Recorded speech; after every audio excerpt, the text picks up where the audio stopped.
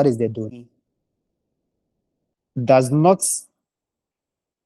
give anything in return for the gift that is being made to him or her. And so if a donor is giving someone a gift, and I mean, this is as basic as it can go. The meaning of a gift in ordinary English language is that you don't expect the recipients of that gift to pay for it or to give you something in exchange for it, because you are doing it gratuitously.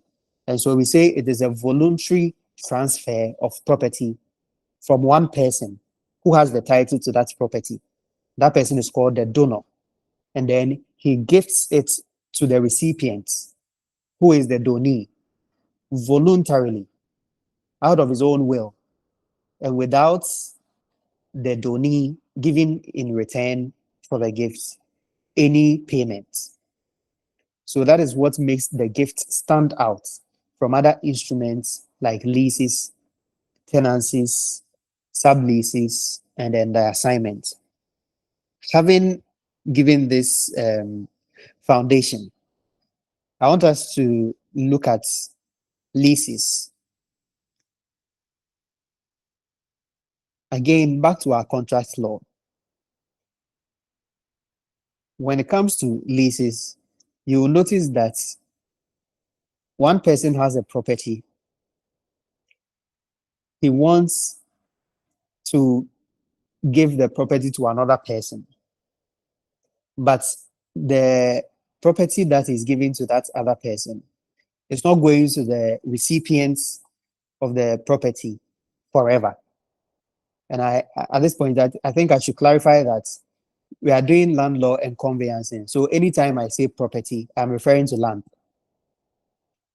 Now, if someone has a land and we know the interest in land already, so someone who has the allodial title to land, or there is a usufructuary interest in land, or a freehold interest in land, decides that he wants to give the land to another person, but he doesn't want to sell the land outrightly. He doesn't want to give the whole of the land forever to the recipient.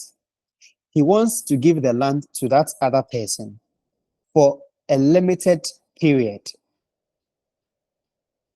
And then, as he is giving the land to that other person for a limited period, he expects the other person to pay something, to pay some money, which we call rent, to him.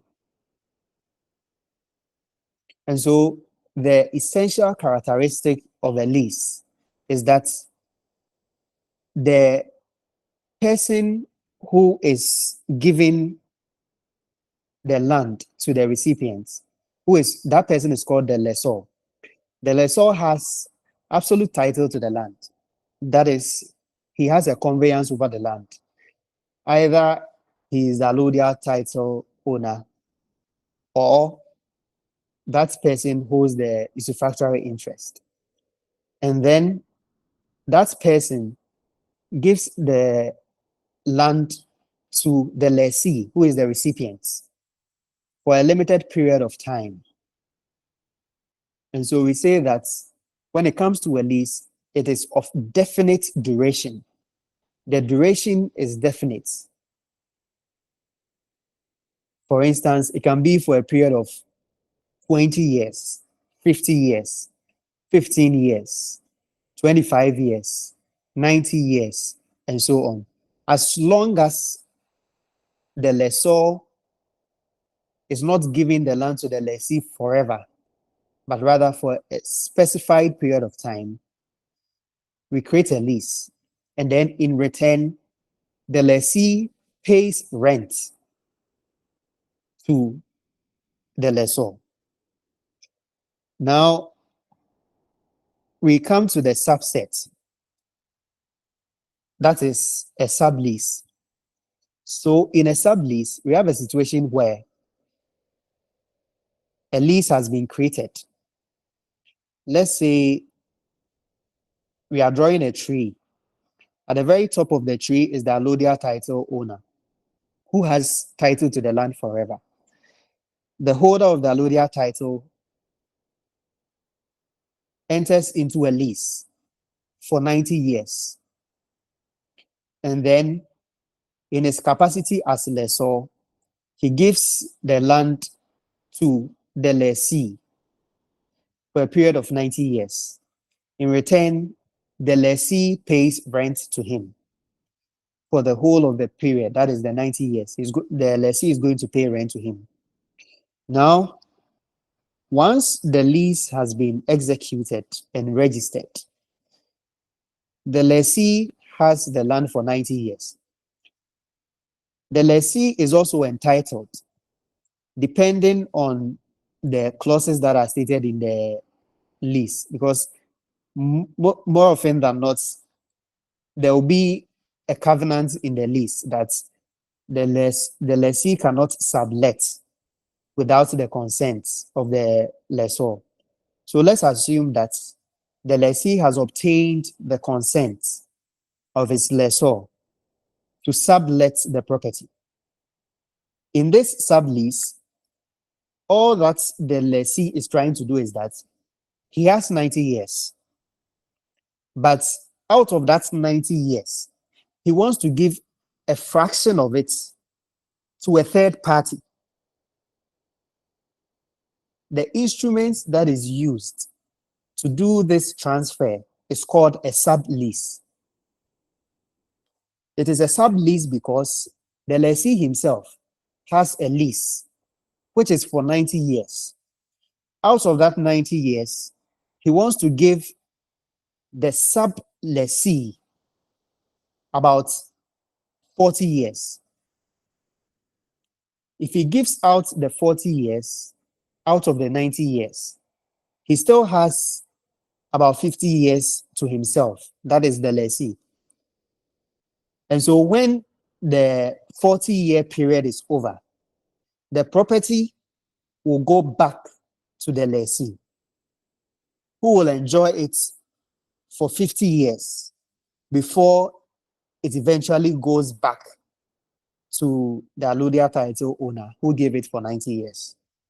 And so to go back, after the lease has been executed, the lessee, who now has the land for 90 years, is entitled to enter into a sublease where he gives a part of the 90-year period that he has to a third party, who will be called the sub-lessee.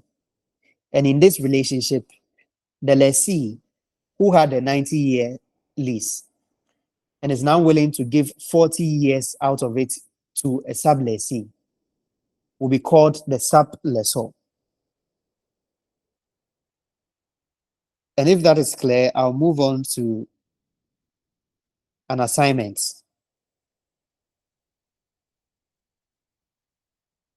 Again, with the example that we had for a 90-year lease, if you have a 90-year lease, let's say the lessee has been in possession of the land for about 50 years, which means he has 40 years left before the 90 years that he was given would expire.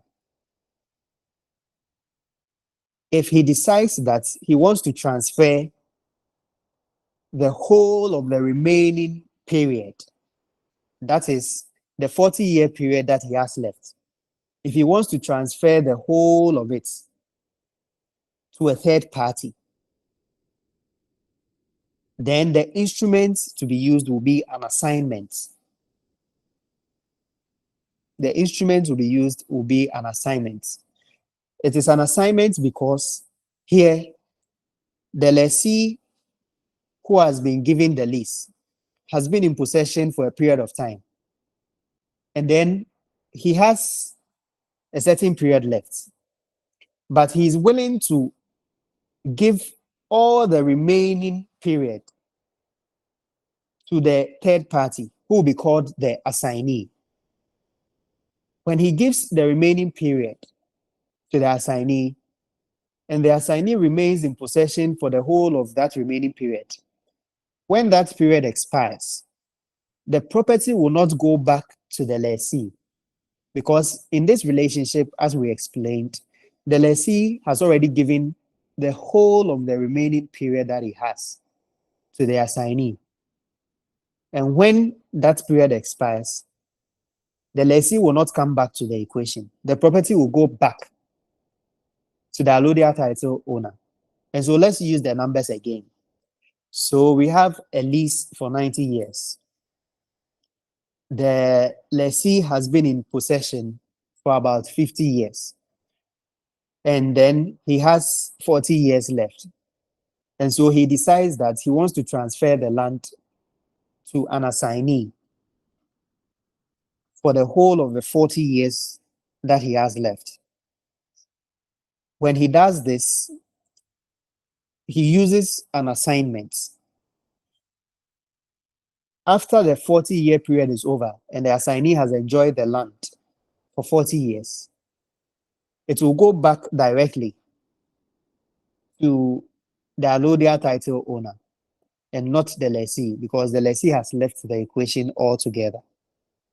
And so the main difference between a sublease and an assignment is that for a sublease, the lessee under the lease is given a part of the period that he has to the sub-lessee, so that when the sub-lessee enjoys the land for that period, then it will go back to the lessee. And so to use the numbers again, if there is a lease for 90 years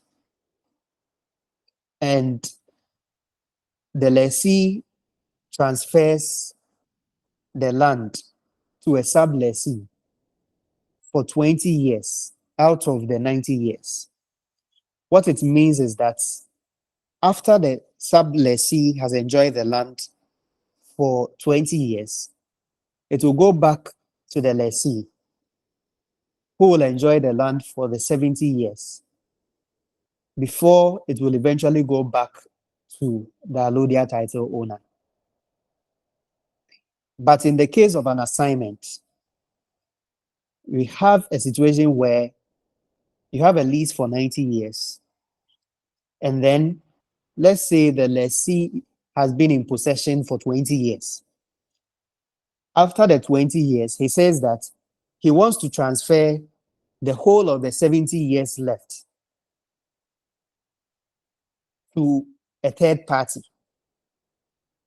That third party is going to take the 70 years and enjoy the land for 70 years.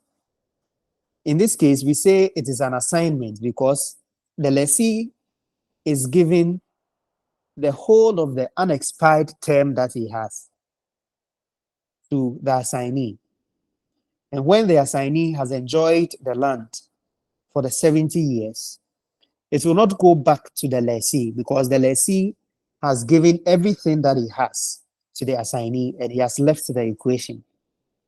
The land will go back to the allodial title owner after 70 years. So we've looked at leases, sub-leases, and then assignment. The next thing I want us to touch on is a tenancy. A tenancy is essentially a lease. It is also a situation where a person who has absolute title to the land is giving it to another person for a fixed period. And then in exchange, that person will pay rent. Here, we are looking at the situation, the relationship between a landlord and then a tenant. The person who is giving the land is called the landlord. The person who is receiving is called the tenant. The instances under which you will use a lease as opposed to a tenancy, for the purpose of our discussion, to simplify things, is that look at the question and then the duration that you are given.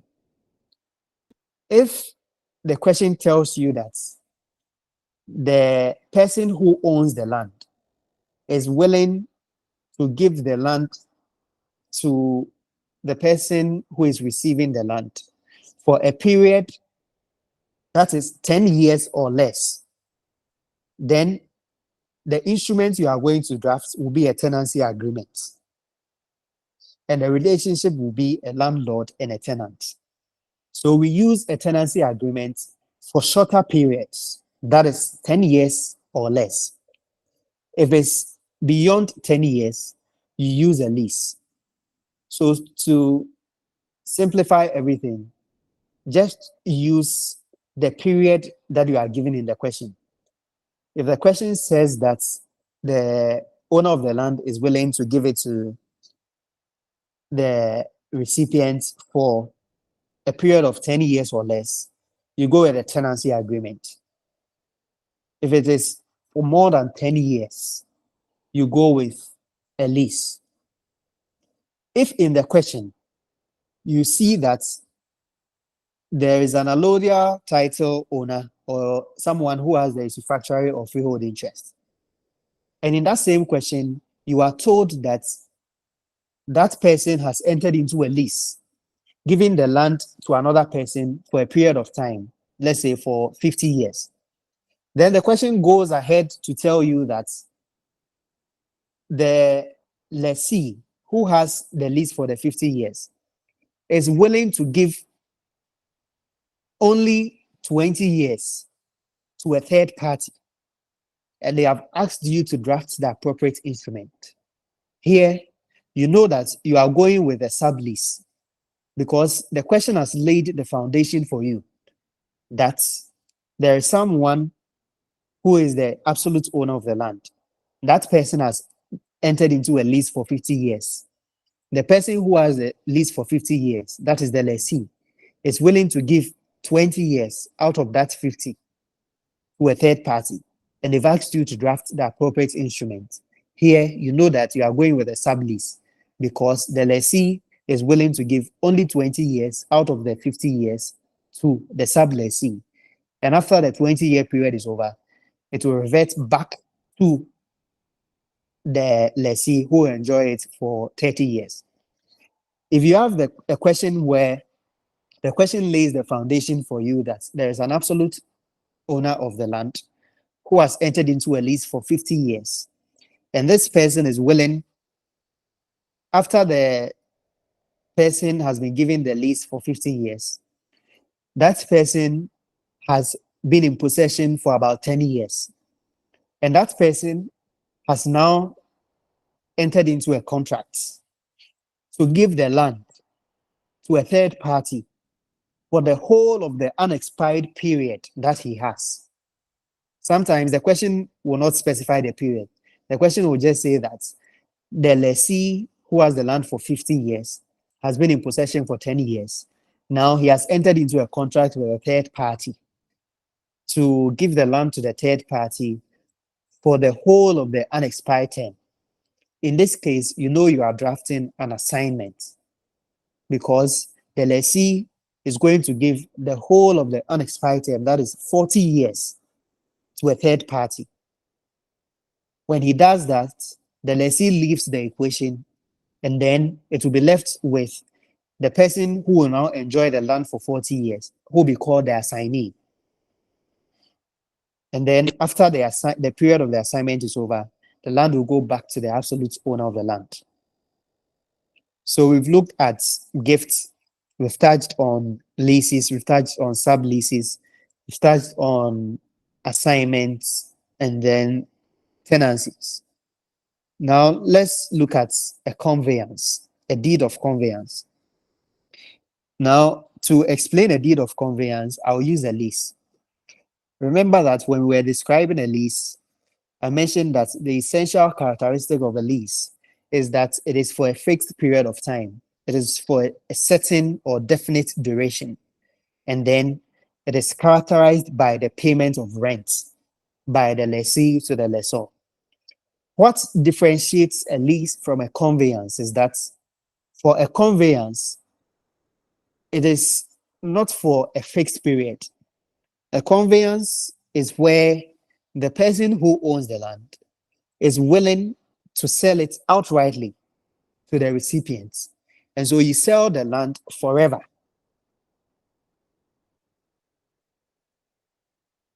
And so this is not a case where we are looking at 90 years, 50 years, whatsoever. The person who owns the land is selling the land to the recipients forever. And so in a conveyance, the consideration that is given is not payment of rent. The recipients in a conveyance is going to pay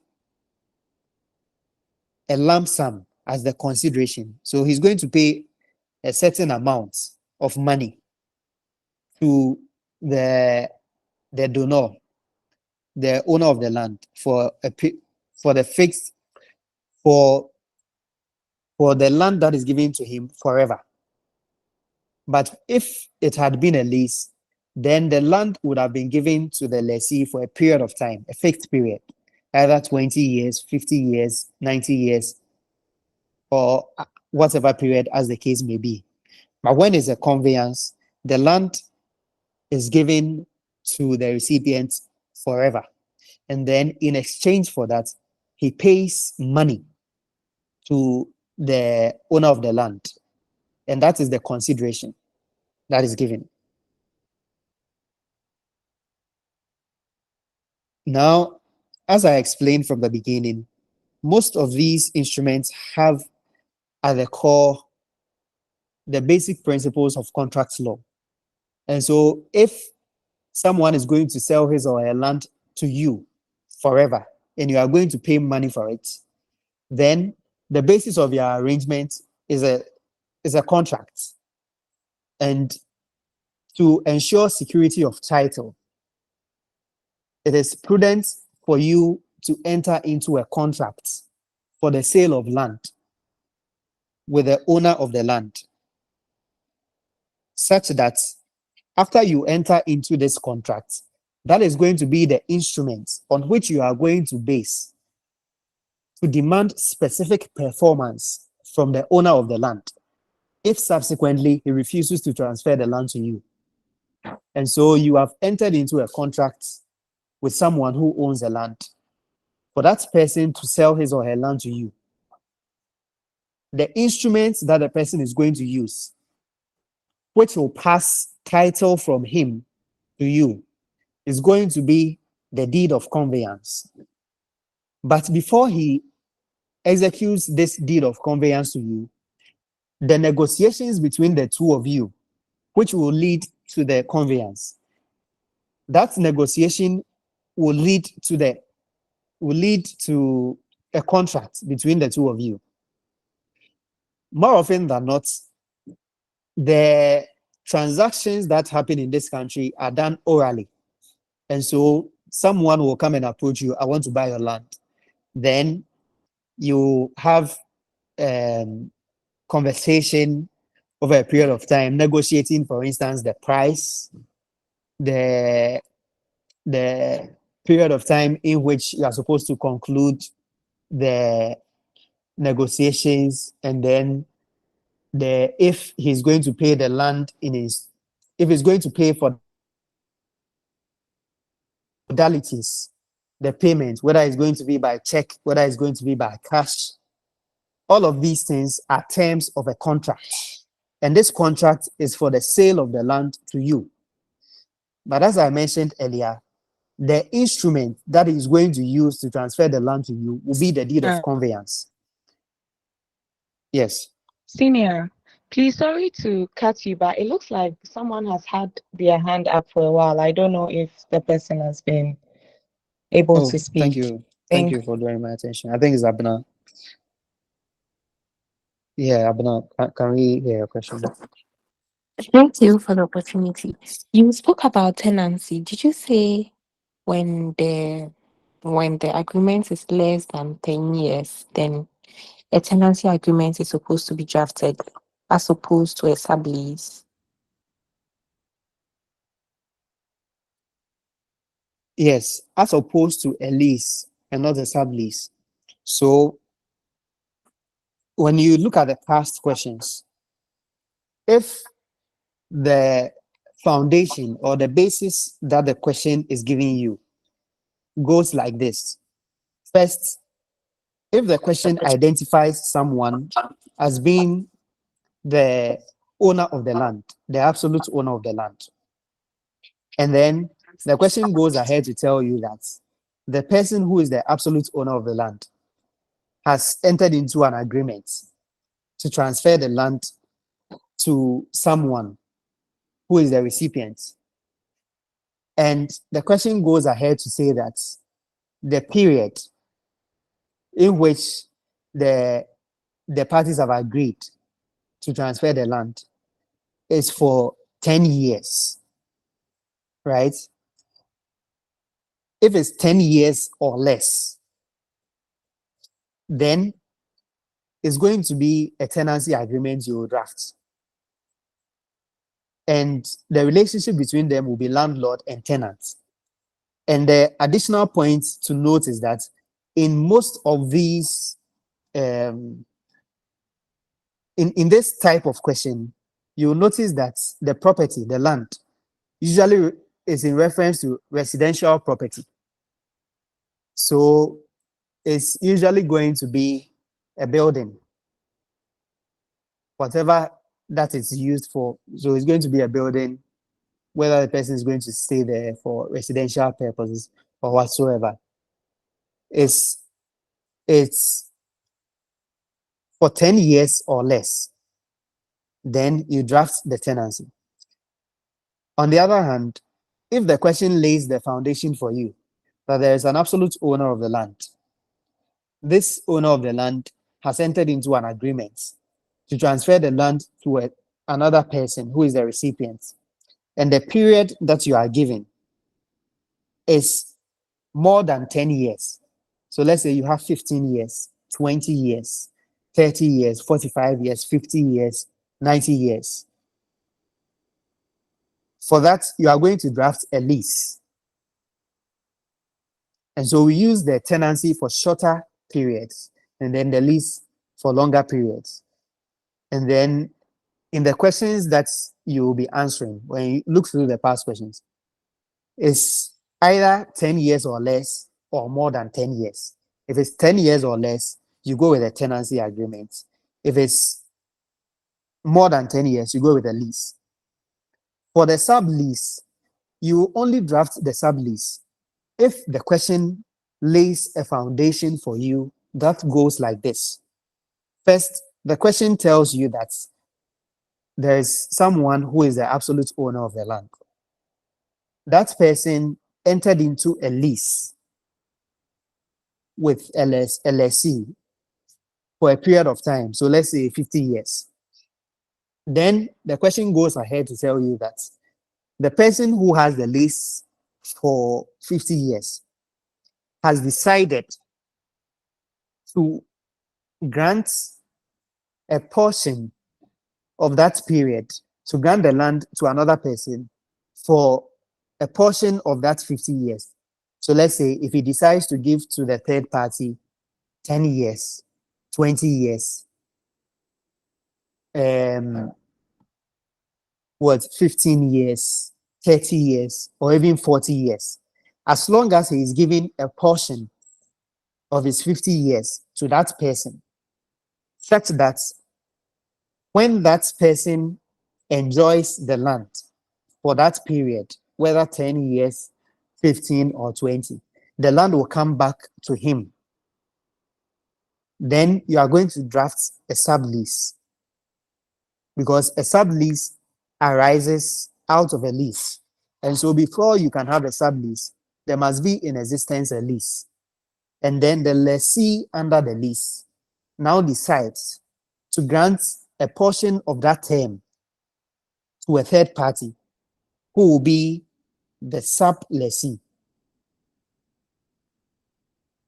Abna, can I know whether your question is answered?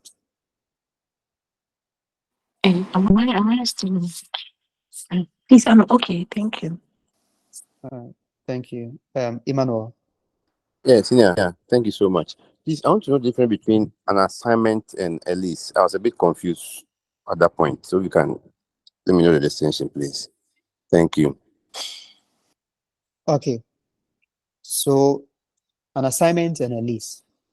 So first, the lease, as I was explaining, arises where the person who owns the land, the absolute owner of the land, whether the person has allodial title or freehold interest, decides to give the land to a lessee for a specified period in exchange for the payment of rent. And so let's say he has decided to enter into a lease for 50 years.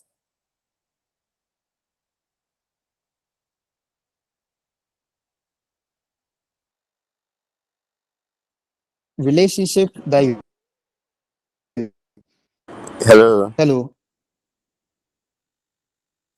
Yeah, sorry, I got a call. I think I'm back on. So as I was saying, the relationship that you have will be that of a lease between the lessor and the lessee for a period that is 50 years.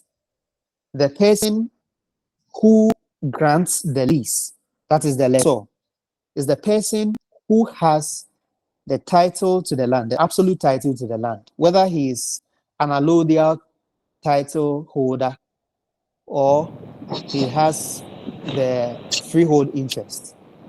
And so he will be the lessor, and then he gives the land to the lessee for a certain period, 50 years, 90 years, as the case may be. Now, when it comes to an assignment, the assignment arises out of a lease.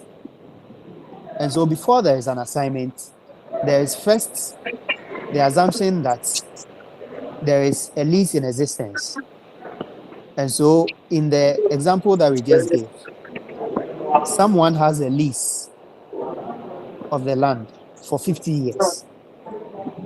And that person has been in possession and enjoyed the land for 10 years, right?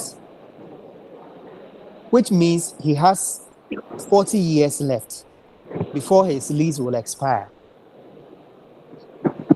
Then he decides that he is going to transfer the land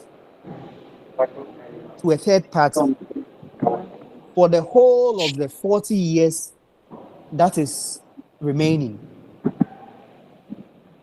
If he does this, we say that he is assigning the whole of the unexpired term that he has in the lease to this third party.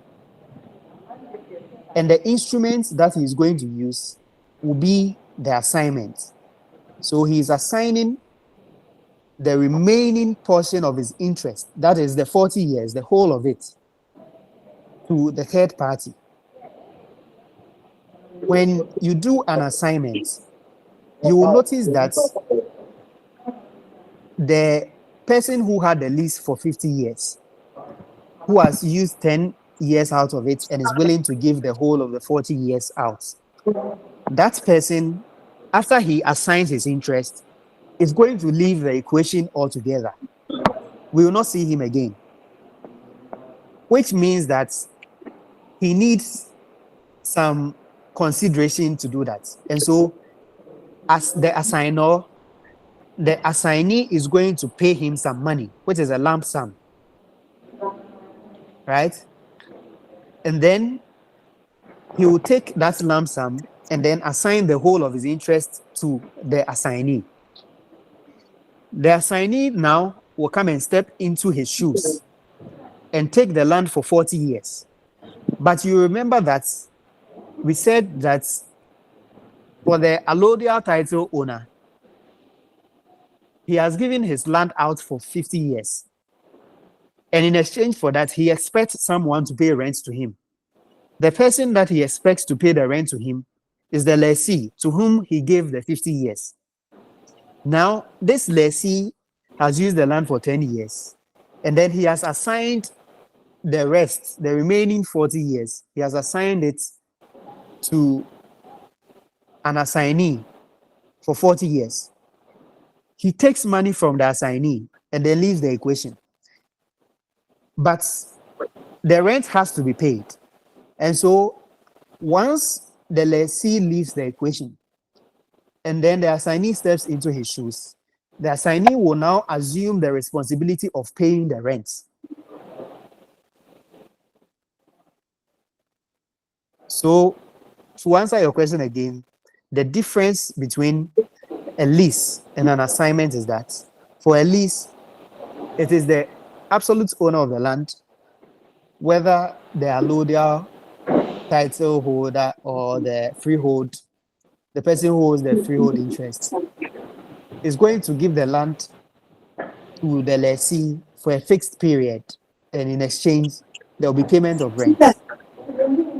When it comes to the assignment, there is already a lease in existence, and then the lessee has used the land for a period of time, and then he has some period left that has not expired.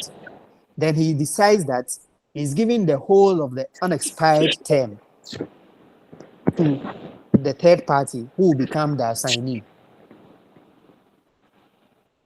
Emmanuel, let me know if you need further clarification on this. Okay, so I'm okay. I'm very okay. All right. Thank you All so right. much. There's another hand.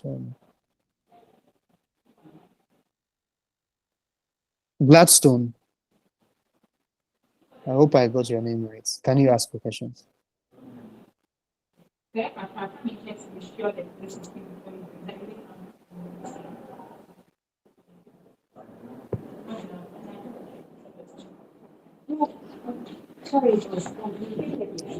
Okay. In the absence of no question, I think we can proceed. So I was talking about the contract for the sale of land before we paused to answer some questions. So when it comes to a contract for the sale of land, as I was explaining, if you enter into an agreement for somebody to sell his land to you, that agreement is a contract. But it is not that agreement that is going to pass title to the land to you. It is an instrument that is able or capable of passing an interest in land to you that must be used. And that instrument is the deed of conveyance. But before the deed of conveyance is executed, both parties would have entered into some negotiations regarding, for instance, the purchase price, the mode of payment, and other important terms of that agreement. And so that agreement that you enter into after the negotiations is a contract. And when you put that agreement into writing, you say that you have entered into a contract for the sale of land. So that subsequently, if the person decides to not transfer the land to you, if the person decides to not execute the deed of conveyance for you, you can go to court and sue him based on this contract that you have entered into for the sale of the land. And if you are able to show, for instance, that you have paid the purchase price or that you have done something to show past performance of the contract, then you can demand specific performance of this contract that you have entered into for the sale of the land.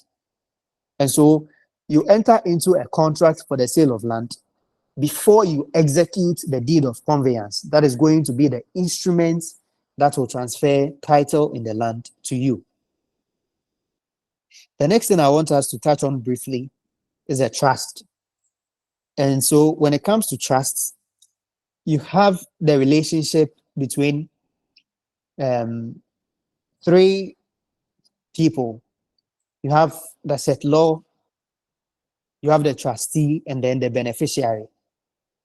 And so a trust arises in a situation where, and again, I have to say that anytime I say property, I'm referring to land because we are doing land law and conveyancing. So you have a situation where someone owns a land. that person wants to transfer the land to another person, but for some reason he is unable to do that directly, and so he transfers the land to someone who will be an intermediary to hold the land as a caretaker on behalf of the person who is the ultimate beneficiary.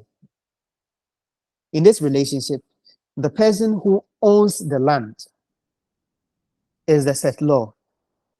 The person to whom the land is given as the intermediary or the caretaker is the trustee. And this trustee is holding the land in trust for and on behalf of the person who is the ultimate beneficiary of the land. And so that is the relationship between the settlor, the trustee, and then the beneficiary. And you would usually find that the trust relationship arises in a situation where the ultimate beneficiary is a minor. And because at common law, a minor could not hold land, because of the lack of capacity of the minor to hold the land, the owner of the land, so let's say a parent has land, he wants to transfer it to his child. The child is about 10 years. At common law, the child does not have the capacity to hold land. And so what would happen is that the owner of the land, who will be the settlor, will enter into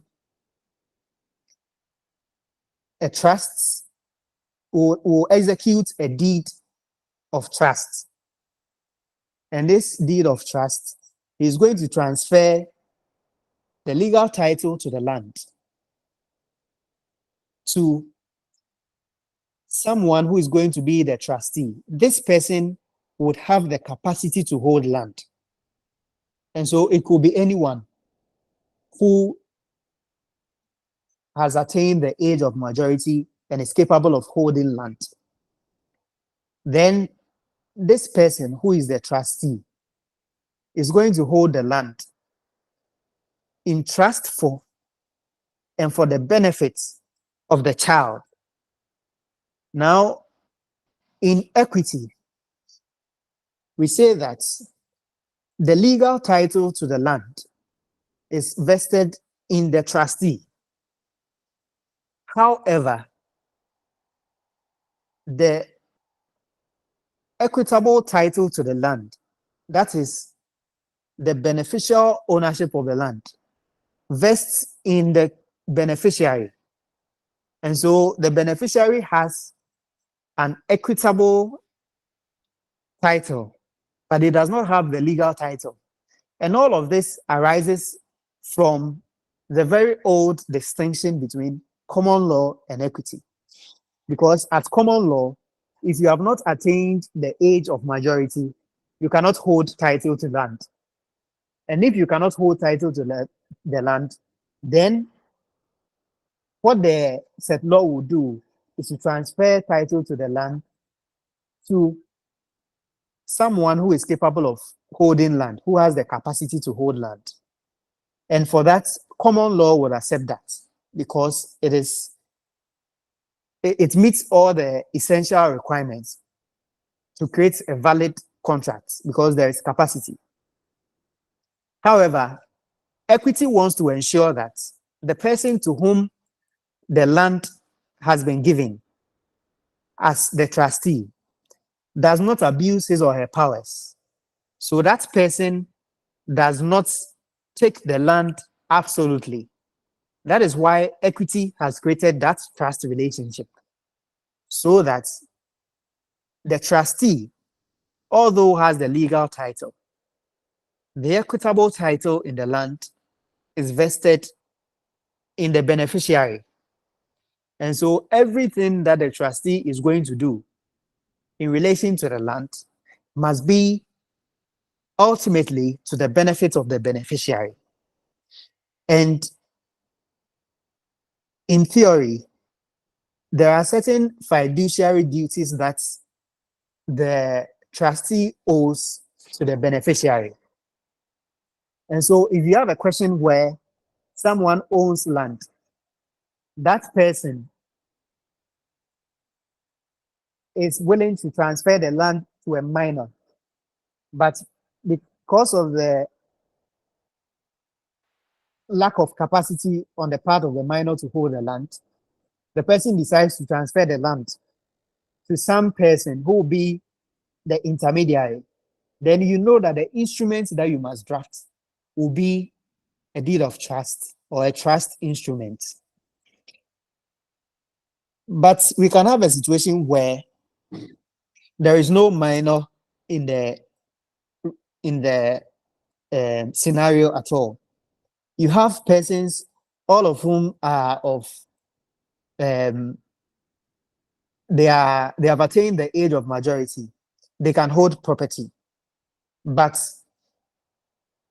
they want to appoint some of them to hold the property and to manage it as trustees on behalf of the rest of them. In that instance as well, you are going to draft a trust instrument. And so, for instance, in when you look at the past questions, you'll notice that there is this particular scenario that they usually bring, where a group of people are entitled to property. So they are joint owners of property. So let's say there are 5 of them.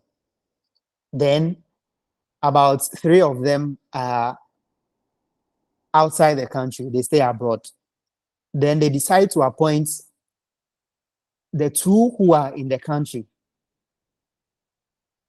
to manage the property on behalf of the 5 of them. And then they can give them the power as trustees to even sell the property and then to use the proceeds for specific things that they will all agree on. When you have this example, this scenario in a question, you know that you are going to draft a deed of trust and it will be a trust for sale, because you have a situation where persons who are entitled to property are giving the power to some of them to be their trustees. And then they are further given the power to even sell the property and use the proceeds for specific things. And so in this situation, the settlors are going to be the 5 of them. Then the trustees will be the 2 who will be given the power to manage the property. And then you'll notice that it is for the benefit of all the joint owners of the property. And so they are all beneficiaries in that sense. Another example of trust that you may have is a situation where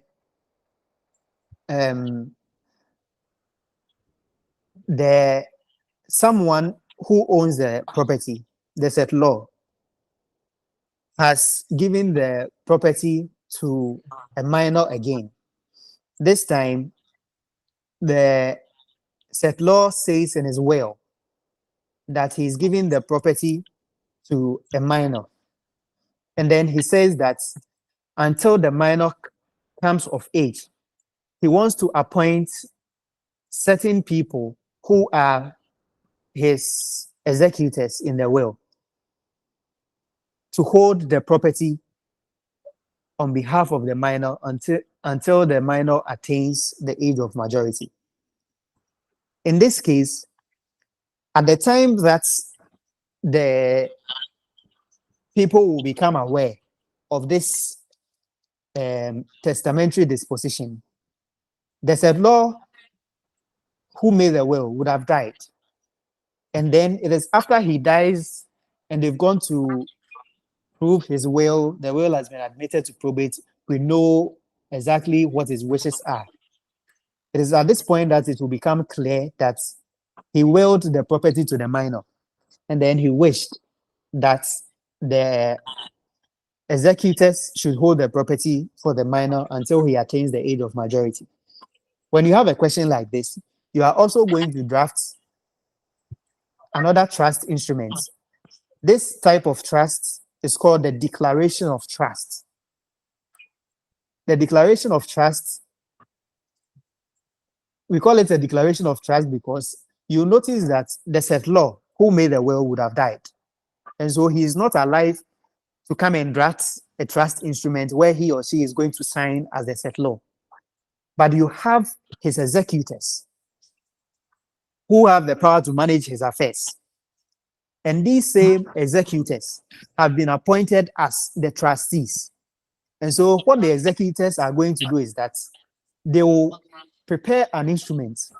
In this instrument, they are going to narrate the facts that have led to the transfer. So first, they are going to tell us that the settlor, the person who has died, he owned the property. He owned the property by some conveyance that he acquired. Then, whilst he was alive, he made a will. In that will, he gave the property to a minor. Then he died on a particular day. After he died, in his will, he appointed the executors named so and so to be his executors. Then, after he died, the executors went to court and then proved the will. The will was admitted to probate. The executors who were appointed in the will as trustees, in their capacity as executors, are declaring themselves as trustees of the property for and on behalf of the minor until the minor attains the age of majority. And so this is also a trust instrument called the Declaration of Trust, where the executors, or even in the case of intestacy, the administrators would declare themselves as trustees of the property for and on behalf of the minor who is the beneficiary until such time as the minor attains the age of majority. And so that is for the trusts. The other instruments that you would be asked to draft are wills, power of attorney, statutory declaration. I think at this point, everyone has done equity and succession, and so we know what a will is. A will is a testamentary document by which a person called the testator disposes of his or her assets and then provides for things that he wishes to take effect upon his or her death, appoints his executors, and then the will is witnessed by at least two persons. The formalities of a will must comply with the Wills Act, where the person who is executing the will is an illiterate or a blind person. You must bring your jurats, and it must be witnessed by at least two persons. And it's very important because in an exam, if you draft a will and you forget to bring these two witnesses, or if you bring only one witness, depending on the discretion of the examiner or what is in the marking scheme, your whole drafting can be cancelled. You get zero because you didn't bring two witnesses and you brought just one. When we eventually get to discuss wills, we'll go into details on that. But let me touch briefly on power of attorney and the statutory declaration. A power of attorney is used where someone who is called the principal appoints a third appoints someone who is called the attorney to do certain things that he, the principal, has the power to do legally. So anything that you can do legally, you can appoint someone to do that on your behalf. For instance, if you are traveling outside the country and you have a court case pending in Takrady and you cannot attend courts, but you want to send someone, either your personal assistant or your sibling or your parent or your colleague, to go and represent you in court. What you need to do is to execute a power of attorney. And in this power of attorney, you are giving the person the authority to represent you as plaintiff in that action against whoever the defendant is. And it is very important because if you are suing someone outside the country and you want someone to represent you in the action here in Ghana, you must execute the power of attorney for them so that they represent you. And without the power of attorney, the person will lack the capacity to sue in your name. And so one of the things that you will notice on the endorsement on the rates is that the person who is abroad will be named as plaintiff, all right, but the rate will also state that you are suing by your true and lawful attorney. Then the name of the person to whom you've executed in whose favor you've executed the power of attorney will appear. A power of attorney is one of the simple instruments to draft. It can be as short as half a page or even just a page. And it has primarily three main parts. And so when we get there, we will discuss that. But essentially, it begins with the part where after the CPD or the commencement date parties, CDP, you have, so I also have to mention that it is one of the instruments that is drawn unilaterally, such that it is only the principal who executes the power of attorney. The attorney does not also sign. And so when you get to the commencement dates and parties, it is the party will be only one at that side. It will only be the principal. And then you proceed to state exactly what you want your attorney to do for you. And so you have the clause where you appoint the person to be your attorney, and then you specify exactly what you want them to do for you. Then there is the part where you declare that you are going to indemnify them for everything that they do in your name and any expenses that they may incur. You are going to reimburse them. Then you have the last part where you state that the power of attorney is going to be governed by the laws of Ghana. And then essentially you are done. It is executed by you, and it is witnessed by at least one witness. When we get to discuss power of attorney, we will look at some case law as to who can be a witness in a power of attorney. A power of attorney has to be stamped either by a commissioner for oath or a notary public. If it is done outside the country, then a notary public. If it's done within the country, you can go for commissioner for oath or power of attorney. Previously, there were some decided cases that held that if you have the commissioner for oath stamping your power of attorney, and then you do not have any other person being your witness, then the power of attorney cannot be enforced.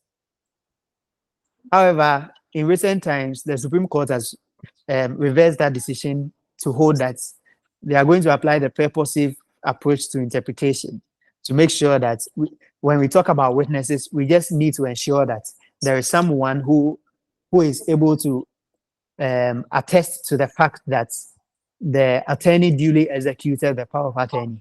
And so if you have a commissioner for oath, that commissioner for oath can also double as a witness. So when we get to discuss the power of attorney, we are going to look at all of that.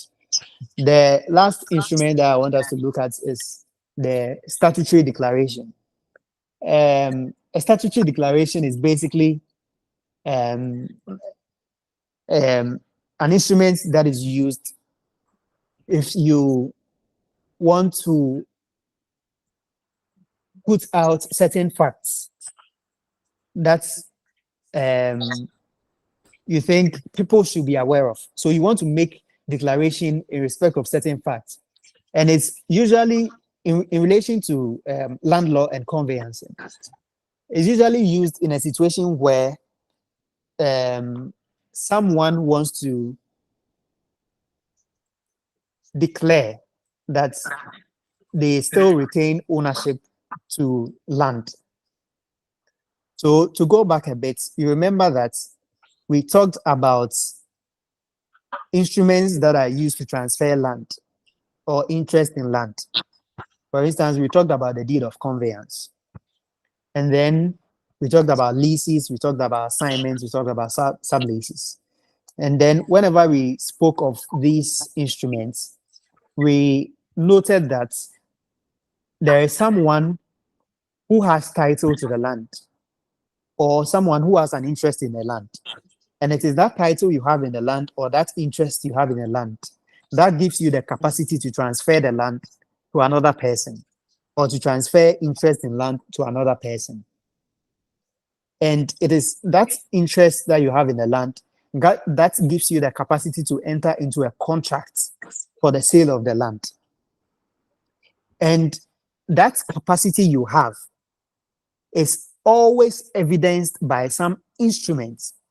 So it's either you have a deed of conveyance or you have a lease, you have a sublease or an assignment. But something can happen such that you will lose your copy of the lease that you have. And so if there is a flood in your area and then you lose your indenture, your lease or your conveyance, but you still own the land and you want to transfer it to somebody. As part of due diligence, the person you are selling the land to is going to ask you to produce or provide the conveyance that you have, something to show that you are the true owner of the land. But this is a situation where there was some fire outbreak or there was flooding or something happened and you've just lost your documents or thieves broke into your house and they've stolen your title documents. So what you can do is that you are going to make a statutory declaration. And in that statutory declaration, you are going to narrate the facts that first you are the owner of land situated at so and so. So you describe the land. Then you tell us that you had a lease, execute a lease evidencing your title to the land, or that you had a conveyance evidencing your title to the land. Then you narrate the fact that on this day, there was heavy rainfall, which resulted in flooding. And for that reason, you lost your title documents. But you want to reaffirm or that you still want to declare that you are the owner of the land. And for which reason you are making this statutory declaration. Sometimes when you are going for a loan from a bank and you don't have title documents, they will require you to go and do a statutory declaration. And so you also narrate that in the facts that you have approached this bank for a loan, and since you have lost your title documents, you are making this statutory declaration to to just reaffirm the fact that you still own the land. So that's for statutory declaration. When we get to the drafting aspects, we will discuss the formalities for drafting the statutory declaration. Okay, I think it's left with one last instrument I haven't mentioned, and that is the vesting assent. The vesting assent is used in the case of wills and then intestacy. So, in a will, a testator makes a testamentary disposition of land to a beneficiary under the will. Then the testator dies and the executors have gone to court to prove the will. The will has been admitted to probate. After that, the executors have two main duties. First, they are to pay all the just debts of the testator. So any person that the testator owes as a creditor will come forward, make a claim, and then the executors will pay the debt that is owed. After all the just debts of the testator have been paid, the next thing that the executors are supposed to do is to distribute the estates of the testator, the deceased person, according to the wishes of the will which has been admitted to probate. And so in the will, since the testator gave the land to a beneficiary, the executors have to give the land to the beneficiary. And the instruments that the executors must use to transfer that land to the beneficiary is what we call the vesting assent. And this is provided for in the Administration of Estates Act, Section 96. It states clearly that the executors of the will must execute a vesting assent before the land can be transferred to the beneficiary.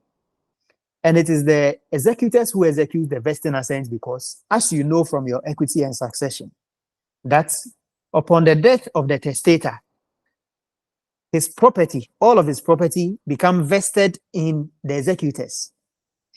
And by the power given to the executors, the probate that the court has given to the executors, they have title to the property in the meantime. And so the instruments that they must use to transfer the property to the beneficiary will be the vesting assent. Without the vesting assent, a beneficiary cannot deal with the property as his own.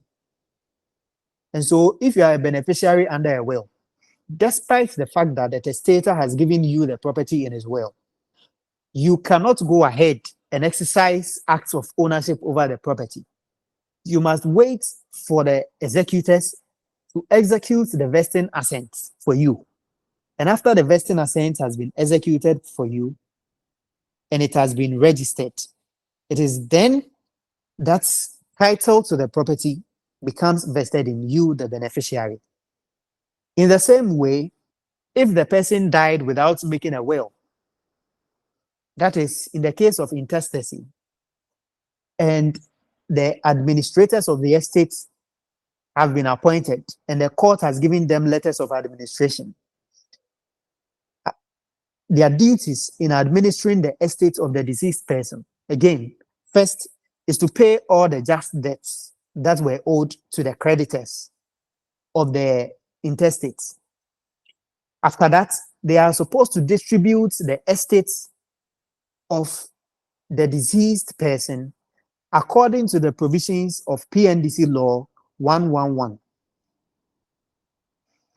And if you are someone who is entitled to land under the Interstate Succession Act, then the administrators of the estates have to execute a vesting assent to transfer the title to the land to you.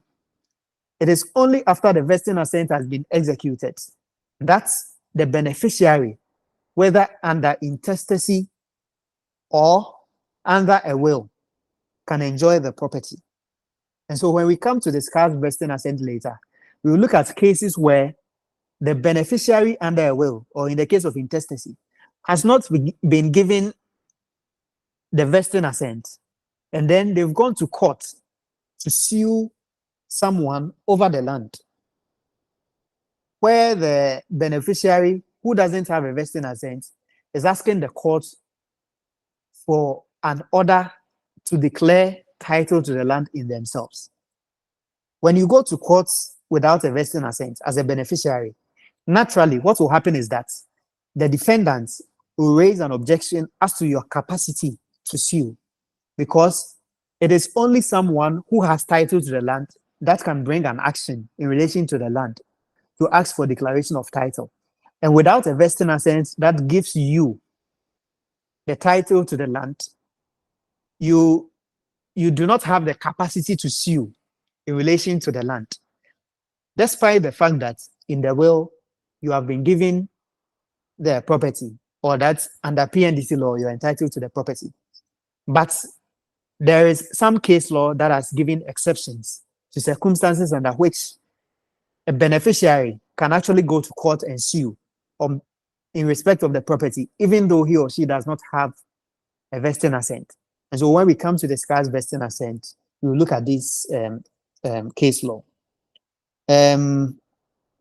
Are there any questions before we move on to discuss gifts? Yes, Abna again.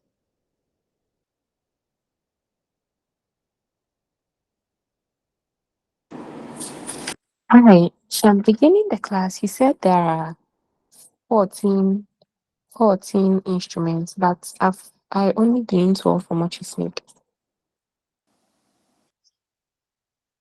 I don't know, maybe I got the number wrong, but can we quickly go through the instruments we've discussed so far? Abuna, can you do this with me? Okay. So okay. we've done gifts, Okay. we've done trusts, right? In Yes. discussing trust, I think we discussed the deed of trust, the declaration of trusts, and then the trust for sale. We've discussed. Hold on. Deed of trust is different from the trust itself. No. So let's use trust for sale, right? Mm-hmm. Let's use trust for sale as one thing, trust for sale, and then deed of trust, where you have a settlor beneficiary trustee relationship. And then let's use declaration of trust as another instrument. Yeah. Mm-hmm. And then we have, I think we talked about contract for the sale of land. We talked about conveyance. We talked about lease, sublease, tenancy, assignment, statutory declaration, wills, vesting assent, power of attorney. What do we have for that? Is that 13 or 12? 13. 13. I think the last thing we didn't mention is a mortgage. Okay. Yeah. So for mortgages, a mortgage is basically an instrument that you draft for to evidence a collateral for a loan that is given to you. And so the mortgagor is the person who owns the land, and then he executes the deed of mortgage on behalf of a mortgagee. The mortgagee, and usually this happens in the relationship of banks and then their clients or customers.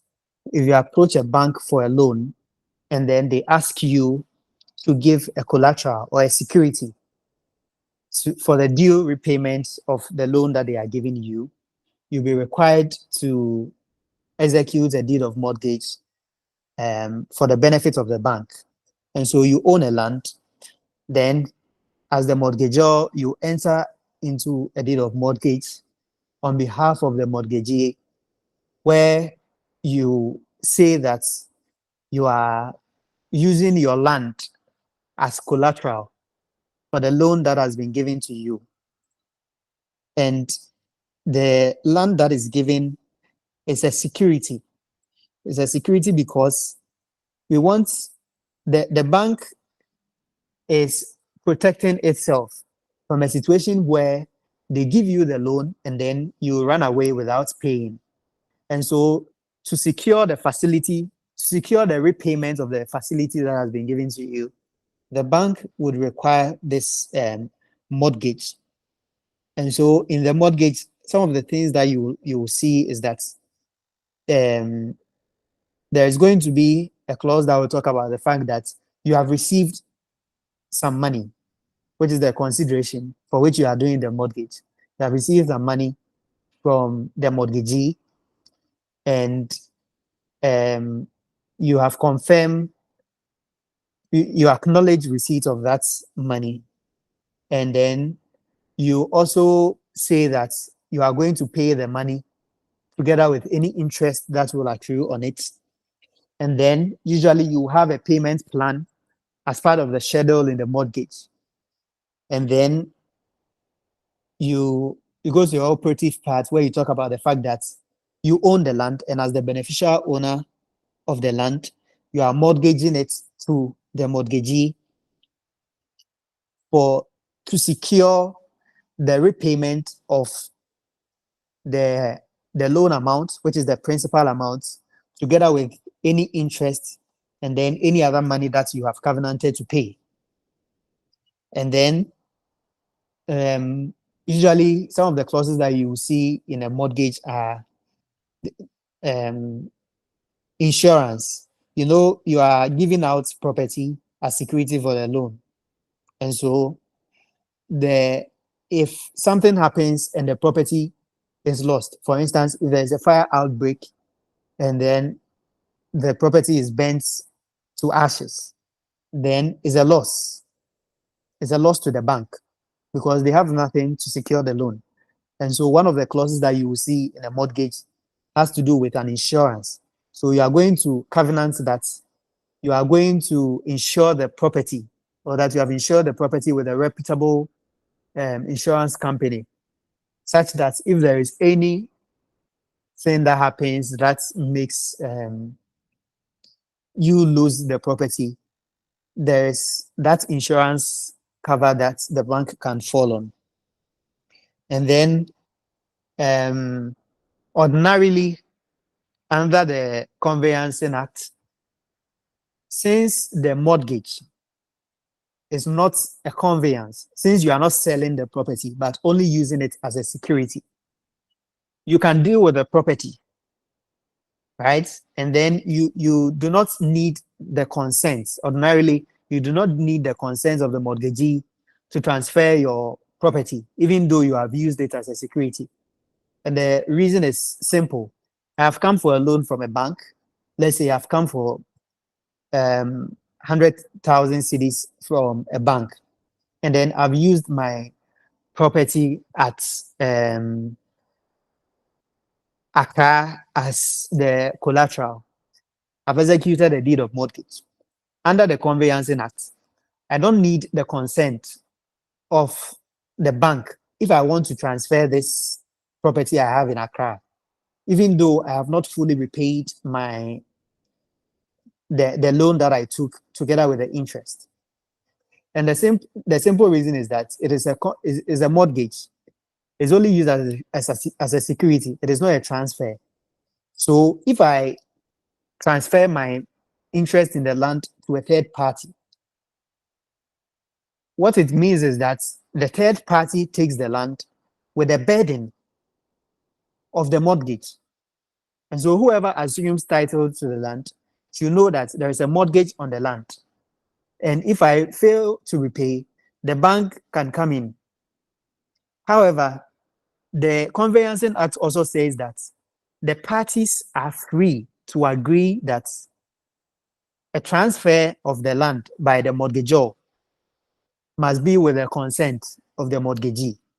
And so if the parties agree in their negotiations, then you can include it in the deed of mortgage that the mortgagor cannot transfer the land except with the written consent of the mortgagee. And then you say that this is so despite the provision in the Conveyancing Act, because you are expressly contracting out of that provision, simply because the provision gives the parties the option to contract out of it. The the other thing that stands out in a mortgage that I think we should mention at this stage is that when you have duly repaid the loan and the interest and any amounts that you have covenanted to pay, the bank is supposed to discharge you. So the mortgage will be discharged. And then the bank would have to execute a deed of discharge in your favor, showing that you no longer owe them and that the mortgage is no longer in force. And so there is also a clause that says that once you fully repay the loan, together with the interest and any amount that you have covenanted to pay, the bank will execute a deed of discharge in your favor. And just as you went to register the deed of mortgage, the deed of discharge must also be registered with the Lands Commission. And all of this is important because when you want to sell your land to someone, the person is going to do their due diligence. As part of due diligence, they are going to write to Lands Commission to conduct a search on the land, to tell them who owns the land, and if there are any charges over the land. And a mortgage is a charge. And so if you entered into a mortgage, Lands Commission is going to reply the person that there is a deed of mortgage registered with us in favor of, let's say, Absa Bank in relation to this land. The mortgage is dated on this day. And then if you have fully paid the loan together with the interest and any amount that you covenanted to pay, you have to insist that the bank executes the deed of discharge for you. That is why we have this clause in the mortgage. So that when Lands Commission is replying the person who is doing the due diligence, after stating that there was a deed of mortgage, Lands Commission will add that there is also a deed of discharge, discharging this mortgage, such that the land will now be free from all encumbrances. So I think that would be it for mortgage. And that brings us to 14 instruments that we've looked at briefly. Alhaji, you can ask your question.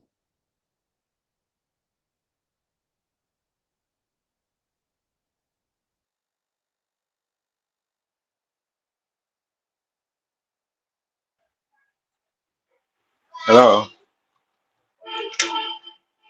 Good morning. Thank you so much. I think in the discussion, my question has been answered, so I'm good now. Thank you. All right, you're welcome.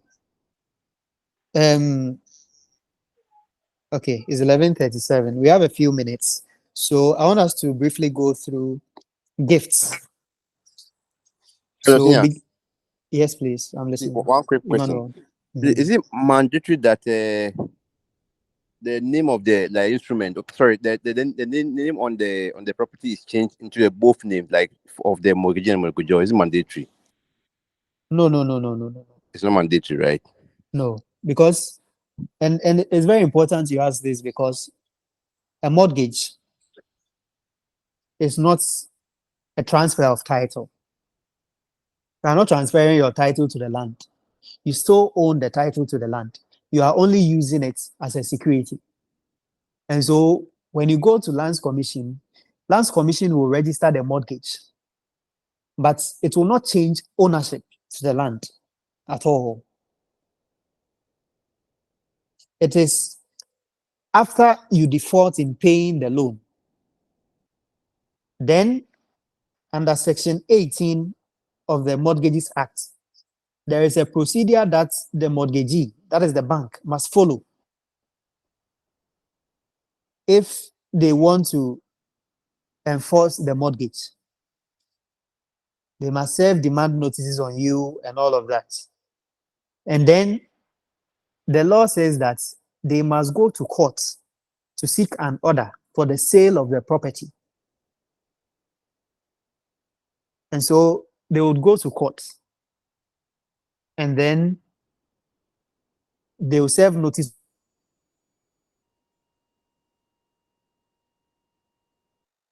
for you to come and show us. They serve notice on you to come and show us as to why the property should not be sold in, and then the proceeds be used to satisfy the debt that you owe them. And if you fail to give any just cause, and the court gives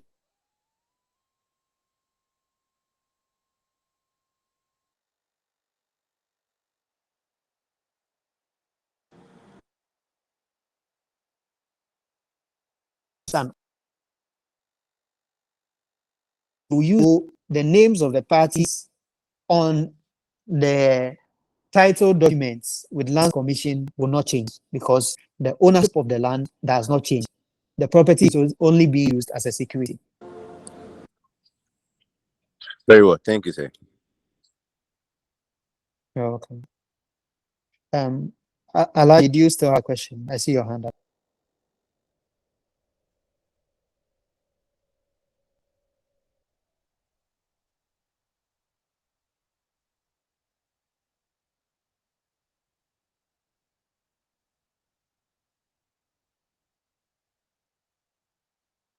Okay. I think there is no question. So let's briefly, we have 20 minutes. Let's briefly look at gifts. So when we began the discussion, I mentioned that a gift is a voluntary transfer of property from one person who is the donor to another person who is the donee. And then I was using the basic principles of contract law to explain that when it comes to gifts, one thing that distinguishes it from leases, conveyancing, subleases, assignments, and tenancies is that the person who is receiving the gifts does not pay money for it. The person does not give valuable consideration for it, because it is literally a gift. It is given gratuitously without you paying anything for it. And so the requirements for making a gift basically is that someone owns property. The person intends to gift it. Then the person actually gifts the property to you. So he delivers the property to you. We are doing land law and conveyancing. And so again, when I say property, we are talking about land. We are not talking about any other thing. Other things can be gifted. You can gift movable properties. You can gift cars. You can gift chocolates. You can gift phones, everything. But we are talking about land. So the owner of the land has title to it. Then he expresses his clear intention that he wants to gift the land to you, right? Then the next thing he has to do is to actually give the property to you. How does he do it? He must deliver the property to you by giving possession to you. So in the case of a land, he must execute some instruments which shows that he's giving the land to you. And then he must divest himself of physical possession so that you will come and take possession. And then when you take possession of the land, we say that you have accepted the gift that has been given to you. And so when all of these requirements are there, we say that you have created a perfect gift. So a perfect gift must have 4 elements. The owner, who is the donor, must be the owner of the property. And so you must have title to the property. The second thing is that you must show your intention that you want to gift the property, right? Then the next thing is that you must deliver the property to the beneficiary, who is the donee. And then the donee lastly must accept it. When all these elements are there, you have created a perfect gift. If any of these elements, and before I go forward, I have to mention that a gift is given during your lifetime. During your lifetime. And so if you give the property in your will, it is not a gift. The gift we are talking about is one that you give during your lifetime. And then we are saying that if the donor wants to make a gift, but then the gift falls short, what he's trying to do falls short of these four essentials, then we would have a situation where it will be an imperfect gift. And so we have perfect and imperfect gifts. A perfect gift has all the four elements.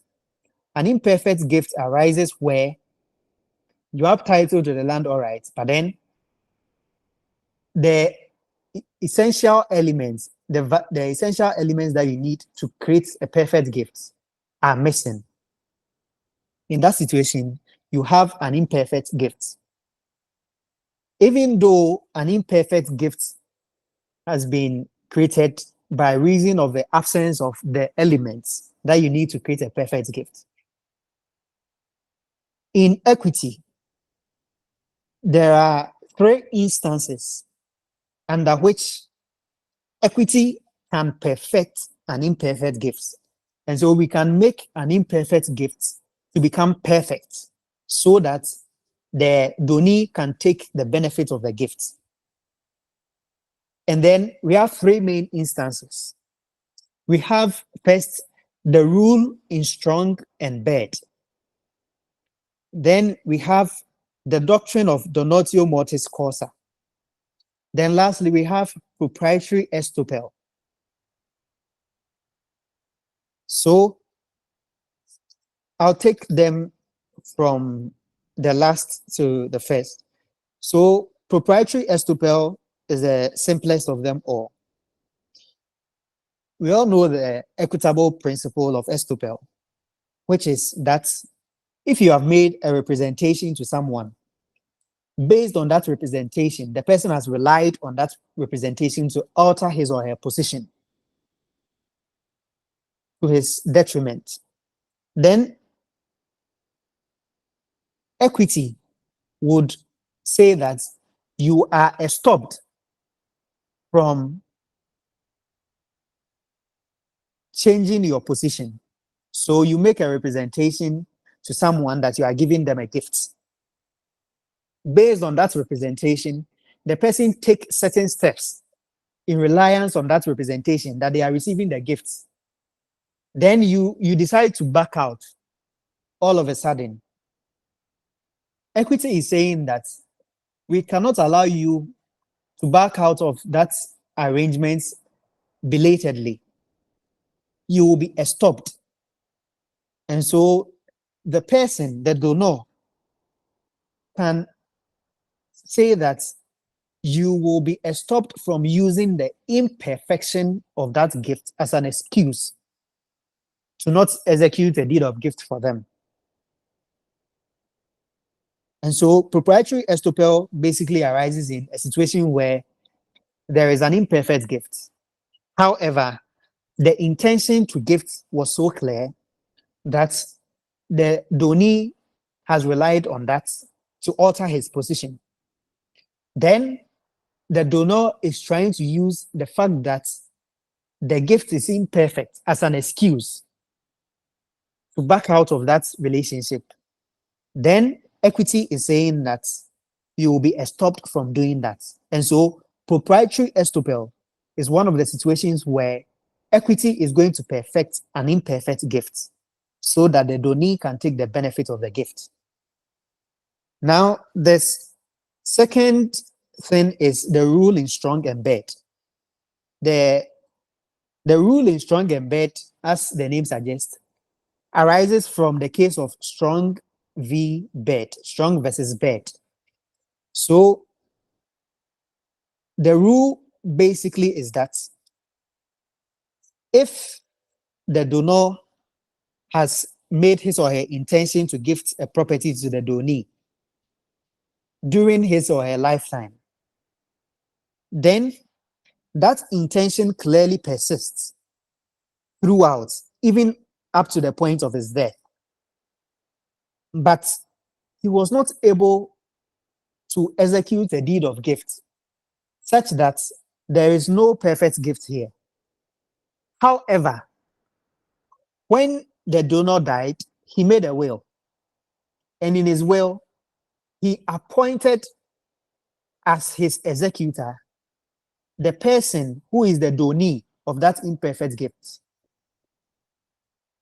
Or he died intestate, and after he died intestate, the person who is the donee of that imperfect gift has been appointed by the court as the administrator of the estate of the deceased donor. Then equity is saying that by reason of the appointment of the donee as the executor of the will of the donor, or as the administrator of the estate of the donor, the imperfect gifts will be perfected. And the case of Strong and Bird gives the classic example of a situation where equity will perfect an imperfect gift, where the donor had a clear intention to gift, but died without making the gift. But the donee has been appointed as an executor of the estates of the donor. And so in Strong and Bird, the defendant, Bird, he was living in a house with his stepmother. He owns the property, and so the stepmother pays rent to him. Then he went to borrow money from his stepmother. The stepmother gave the money to him. Then they made an agreement that instead of Mr. Bird paying the amount that he borrowed to his stepmother, they are going to make an arrangement where the rent that the stepmother is supposed to pay will be reduced. So if let's use an example. Let's say the stepmother has to pay a monthly rent of 100 cedis, but Mr. Bird went to borrow 1,000 cedis from the stepmother.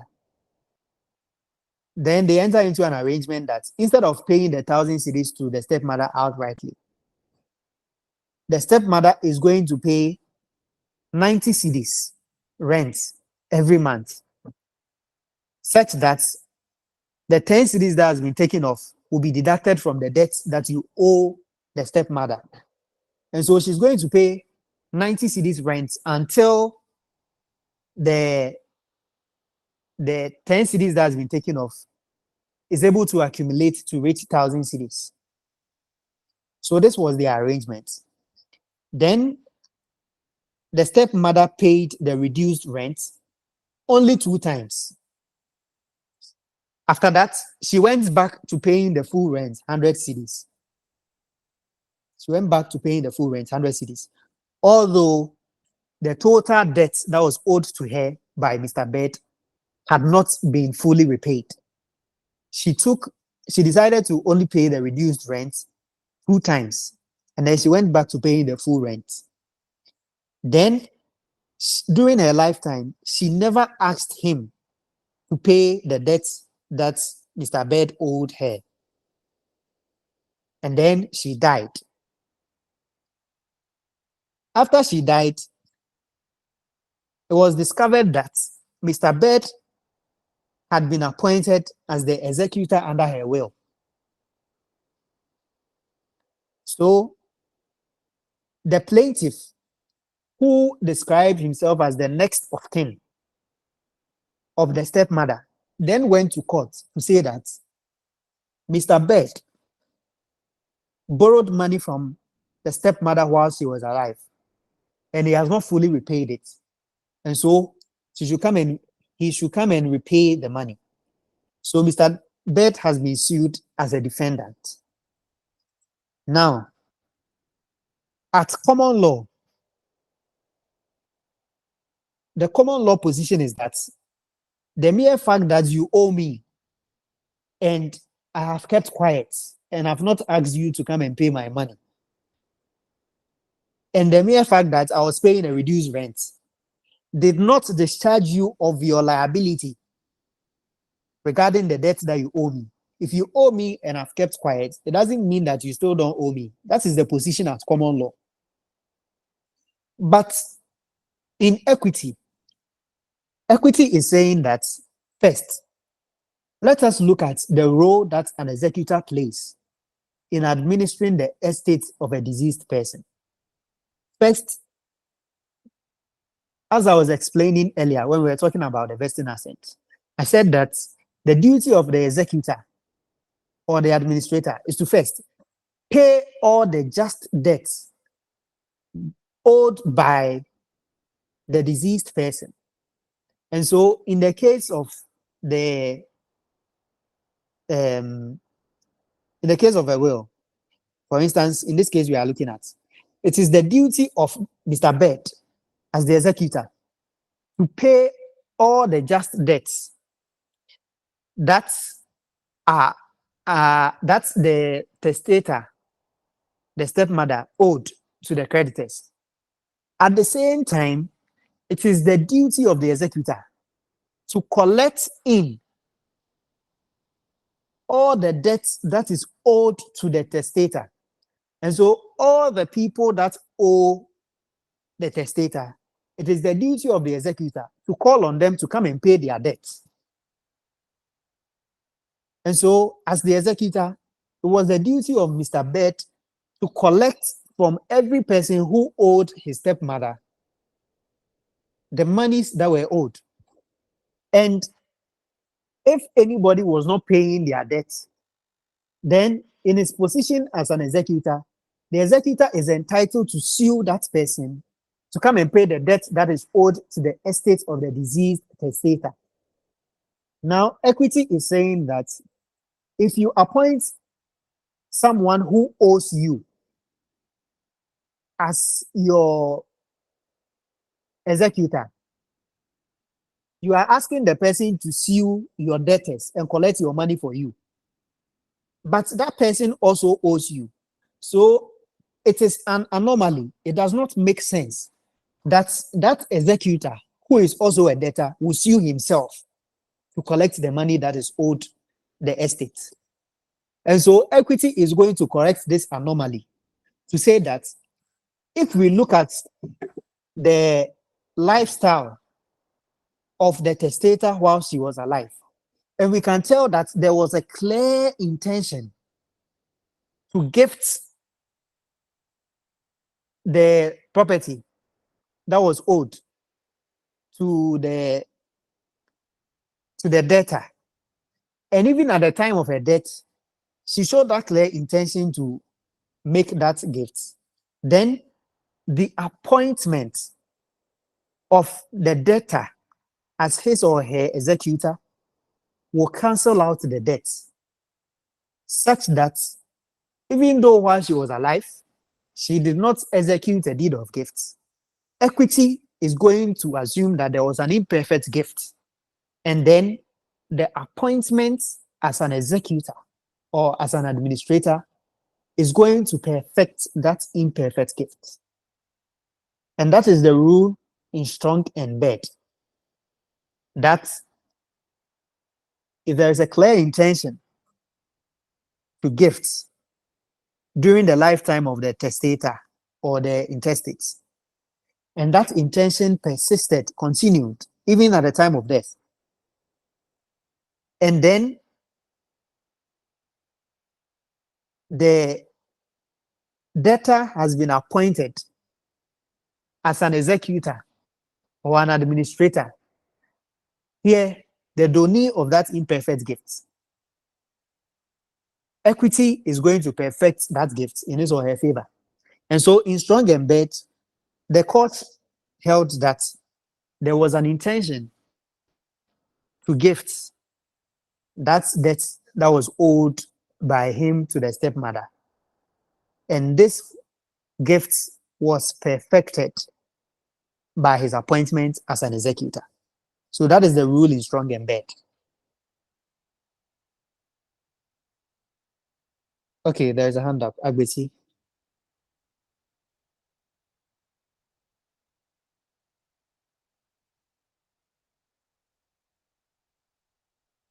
Okay, we'll go to donatio mortis causa. Donatio mortis causa is also one way that equity perfects an imperfect gift. And when it comes to the donatio mortis causa, it is a situation where the person who owns the property makes a gift during his lifetime, but he intends that gift to take effect when he dies.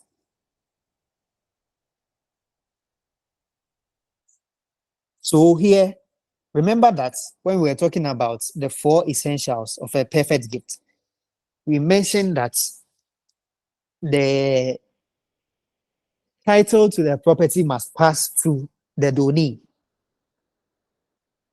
But when it comes to the donatio mortis causa, it is an imperfect gift because the title has not passed yet. However, there is a clear intention to gift.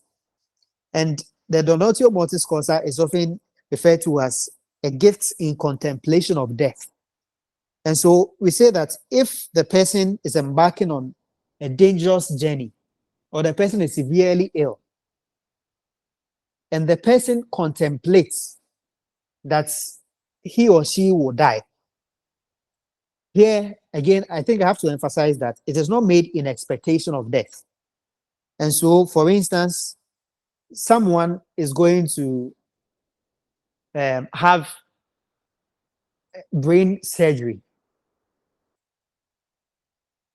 and he contemplates that he may die, but he does not expect that he will die. It is the gift is not made in expectation of death, but it is made in contemplation of death. Then he delivers the gift, the subject matter. He delivers the subject matter to a donee. So if it is land, he gives the land to the donee. He gives physical possession of the land to the donee. Then he makes it clear that I want to give this property to you, but I am giving you this gift on condition that it should take effect when I die. So that if I do not die, or if I recover from the illness, then the property will still remain vested in me. And so title to the property, for all intents and purposes, will remain in the donor, the owner. And then he will deliver the property to the donee, who will have possession of it. But title will only pass on condition that the donor dies. So if he does not die, at any time during his lifetime, he can even expressly revoke that gift, since it is an imperfect gift and the title to the property has not passed. Or if he recovers from the illness, he can recover the property. So, as I said, it is made in contemplation of death. So let's say he's going to have a brain surgery or something, and then eventually he dies of a different illness. The gift will still be perfected by equity because the condition has been met. Then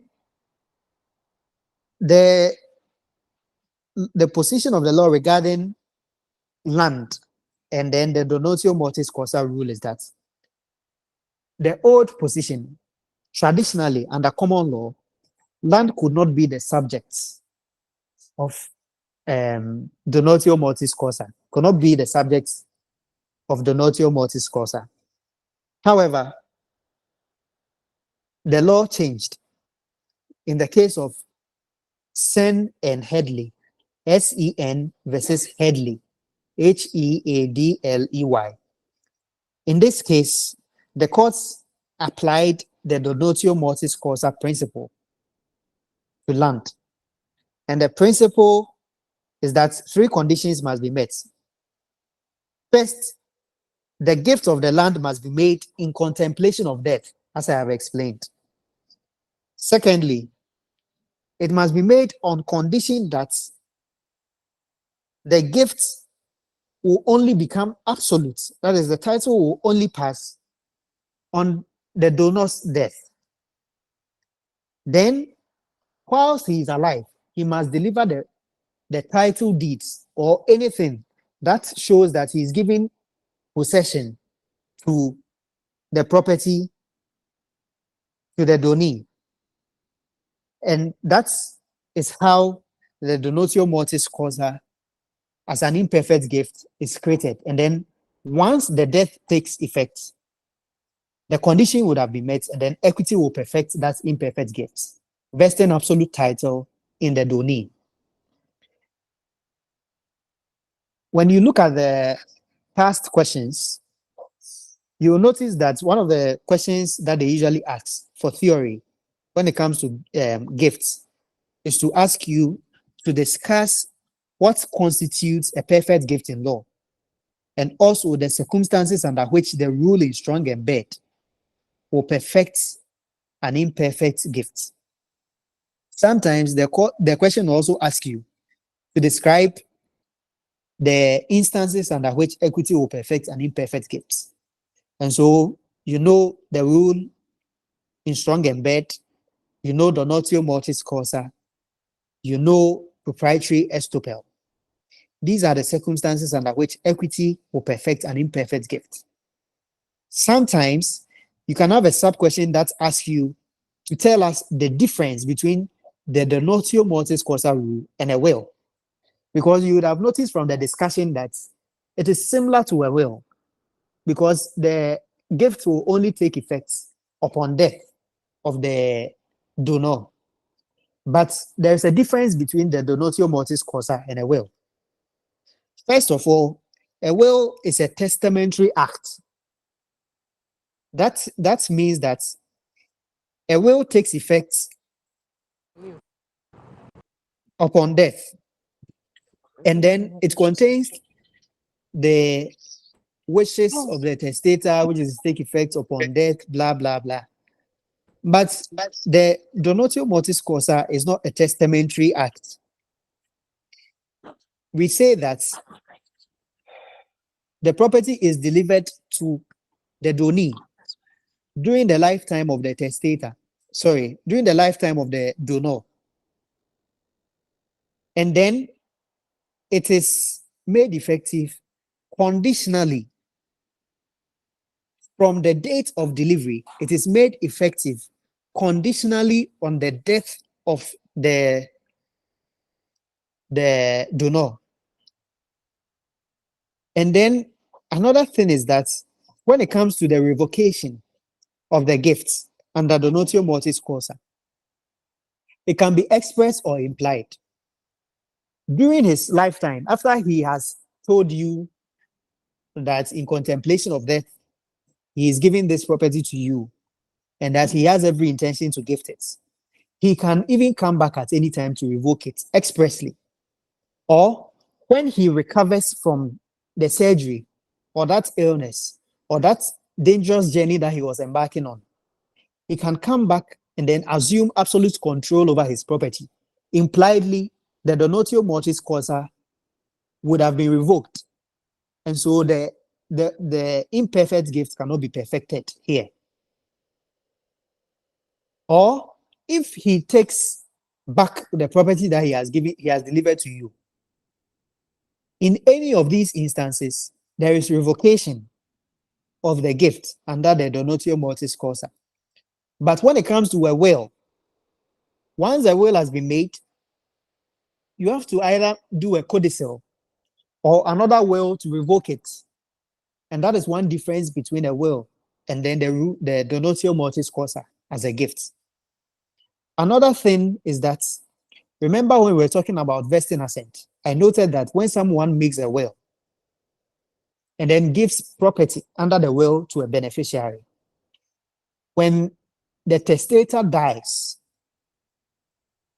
the executors of the estate must execute a vesting assent before the property will become vested in the beneficiary. But when it comes to the donatio mortis causa, you don't need a vesting assent to perfect the title of the donee.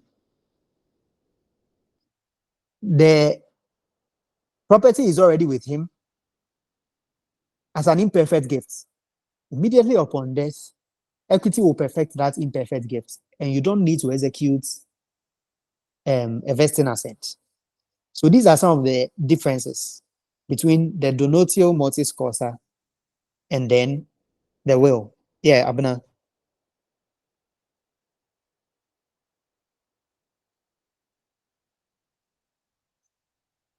Okay. You made a point that there are rules in strong and bad that's needed for. You may be asked the question how to perfect an imperfect gift under strong and bad. Yes. So did you list any elements under strong and bad? Yes. So I'll go over it. All right, thank So you. so under the ruling strong and bad, there are 4 conditions. First, the donor, the owner of the property, he must show a clear intention to make a gift during his lifetime. During his lifetime, there must be that intention. So he must have intended to gift the property during his lifetime. Secondly, that intention to gift must persist even until his death. So at the time of death, that donative intention, as we call it, the intention to gift, must be there at the time of death. The third point is that the donee of that imperfect gift must be appointed as the executor or the administrator of the estate of the donor.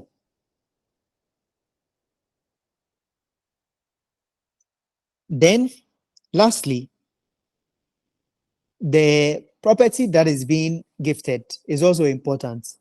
It must be one that is capable of enduring. It must be capable of enduring the donor's death, such that after the death of the donor, it must be that kind of property that you can say that the donee can take. And so, if you are asked a question, discuss what constitutes a perfect gift in law and the circumstances under which the rule in strong and bad where equity will perfect an imperfect gift. These are the things you must mention. And then you can even add the fact that the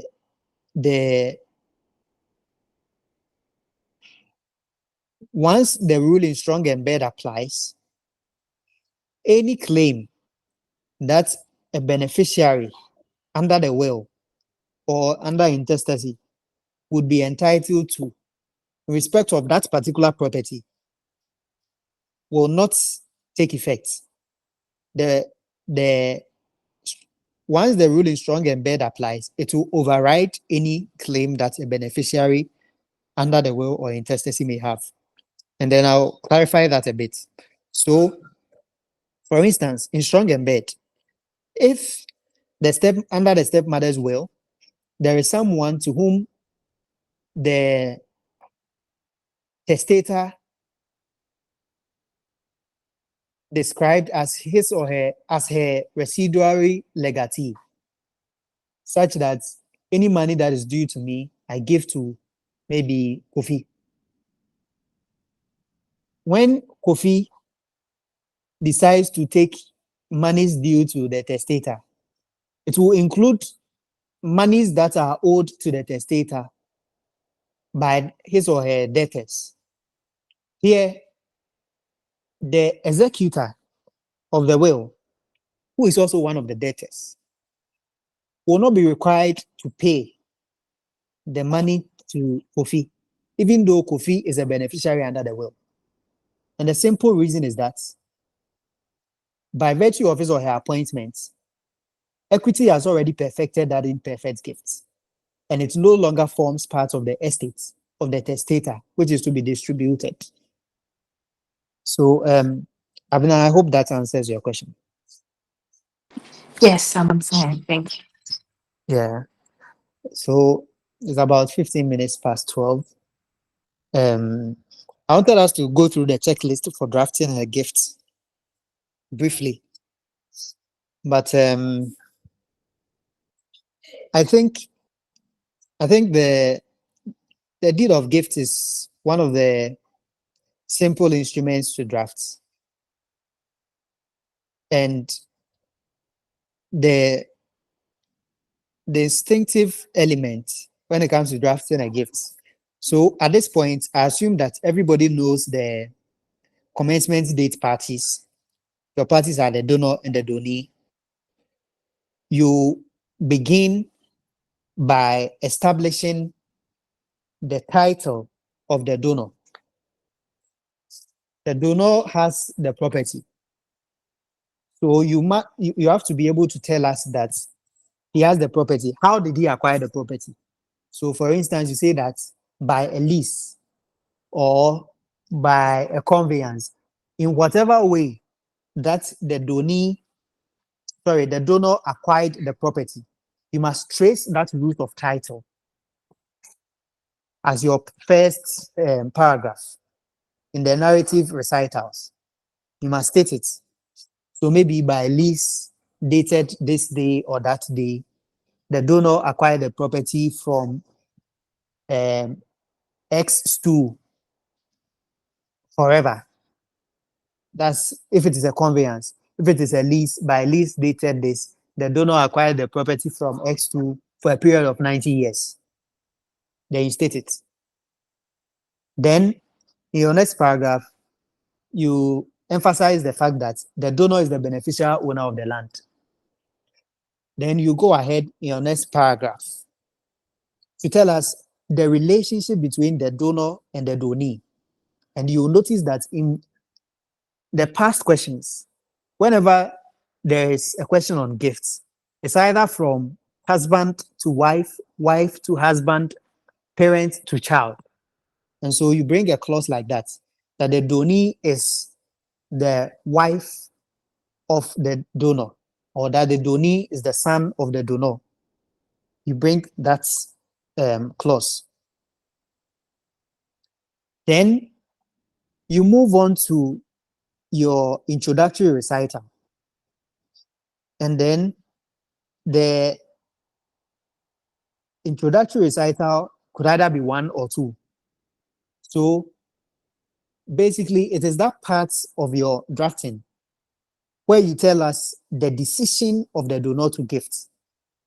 So a simple statement that the donor has decided to make a gift of the property to the donee will suffice. But sometimes maybe the question will add some facts. So for instance, there is this question for those on the main campus. There is this question that Mr. Sevo uses for tutorials, Cynthia Wells. So you notice in Cynthia Wells that her son had graduated first class honors in psychology from the University of Ghana. And she was so proud of him that she wanted to give him a land. And so here you can say that the donor has decided to make a gift of the property to the donee in in appreciation of the donee having graduated top of his class. Something simple. There are some people who would even say that all of those things are not needed. Just establish the fact that the donor has made a decision to gift. To them, that is the introductory recital that they must see. Then you move on to your operative part. In your operative part, again, as I indicated here, because it is a gift, valuable consideration is not given. That is, the donee does not pay money. If you were to draft a lease or a conveyance, if it was a conveyance, you'd have said in consideration of the sum of maybe 1 million Ghana cedis, receipt of which, in consideration of the sum of 1 million Ghana cedis paid by the how do you call it? The buyer to the vendor, receipt of which the vendor hereby acknowledges. Those things, that's consideration, receipt and consideration clause. You will not see the exact same thing when it comes to a gift, because a gift is a voluntary transfer of property. And so when it comes to the operative part of a gift, you say that it is a standard clause that you must familiarize yourself with. And it says, in consideration of natural love and affection. That is it. That's the consideration. In consideration of natural love and affection, the donor, as beneficial owner of the property, hereby conveys, the words of conveyance must come, hereby conveys the property to the donee as a gift forever. And so in your operative part, first, the consideration, natural love and affection. Secondly, the covenant for title, the donor as beneficial owner. Thirdly, your words of conveyance hereby conveys to the donee. Then your parcel, you must describe the property, the property in the schedule to the donee. Then the duration, for how long? Forever. It is a gift. That is your operative part. Then, if there are any third-party rights, such as easements, you bring them in your next clause. Then you move on to the donor's covenants. The donor's covenants are two main things. One, the donor is telling the donee that he is giving the donee good title. So he covenants that the donee has good title. Secondly, the donor covenants that the donee will peacefully and quietly enjoy the property that is given to him or her.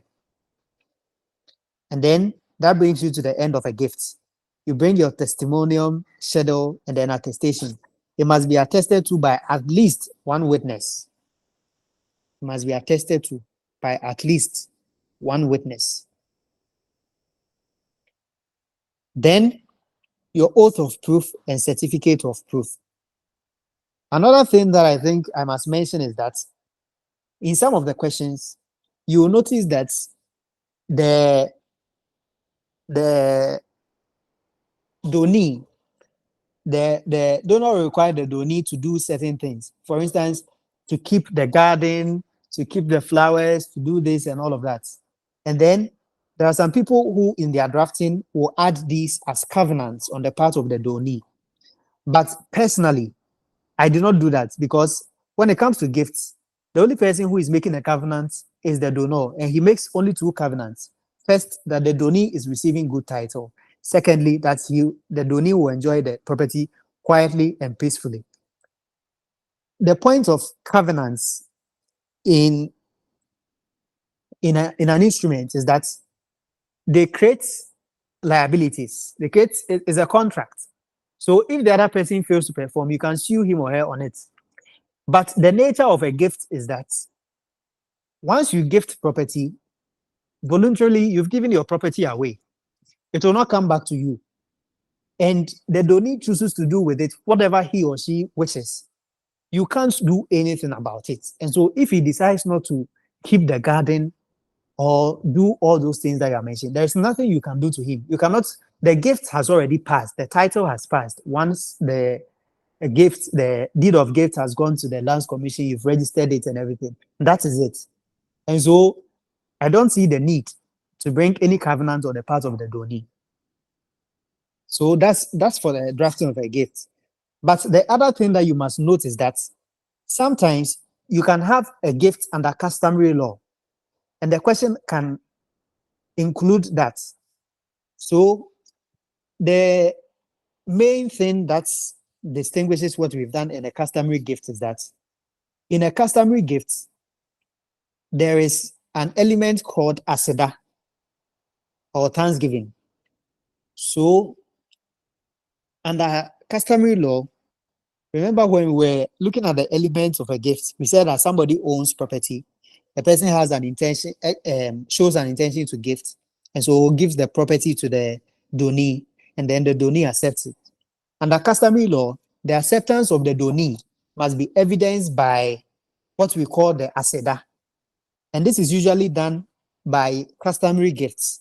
And so when you have a question that has aseda in it, you have to include it in your drafting. And the aseda or the customary gifts, the customary drinks, always come immediately after the operative part. Immediately after the operative part. And so I want to read a question for you. So there is a question here. Benjamin Into has a house with plots number 18, Block C, Spintex Road.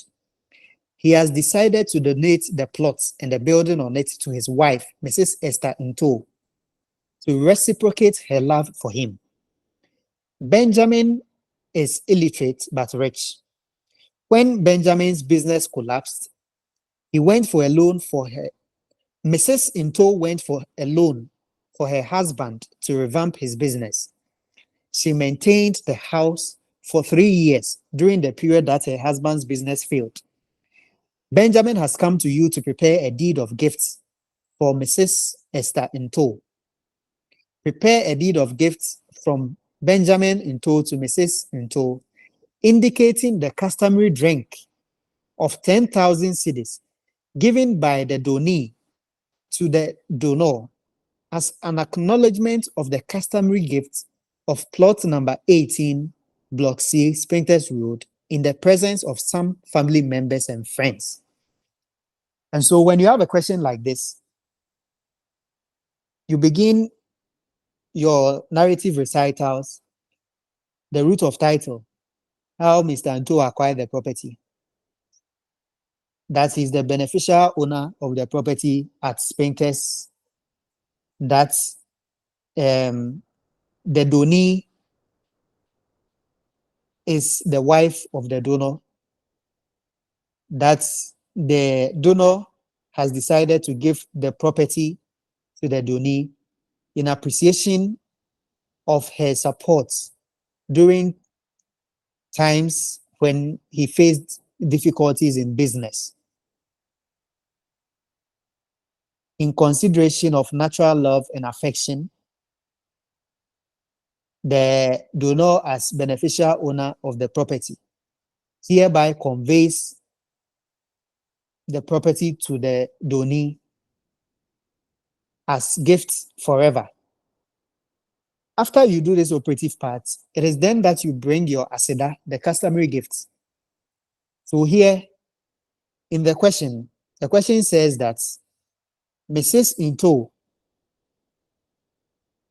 draft the deed of gift, indicating that this from a deed of gift from Mr. Into to Mrs. Into, indicating the customary drink of 10,000 cedis given by the donee to the donor as acknowledgements of the gifts in the presence of some family members and friends.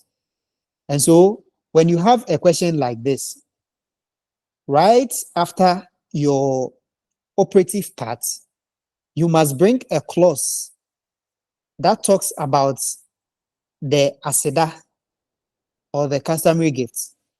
And so in this clause, you say, in acknowledgement of the gift made to her, the donee has paid to the donor a customary drink of 10,000 Ghana cedis, so in words and then figures, receipt of which the donor acknowledged in the presence of some family members and friends. So that is the aseda, or the customary drink, or which makes a customary gift different from the regular gifts, and that's the only difference. Every other thing is the same.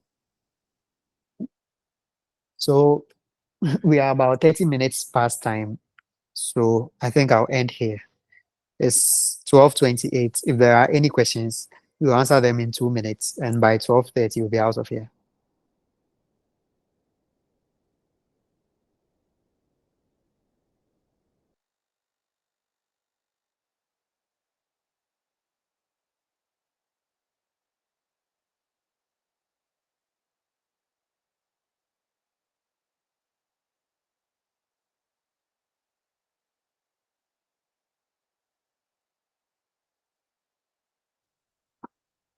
Okay, so in the absence of any question, I think we can bring our session to an end.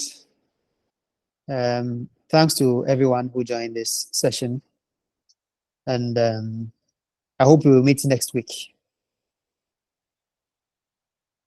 Thank you all. Have a good afternoon. Thank you. Thank you too. Thank you You're too. welcome. Thank you very much. We are Very grateful. well done. Very well done.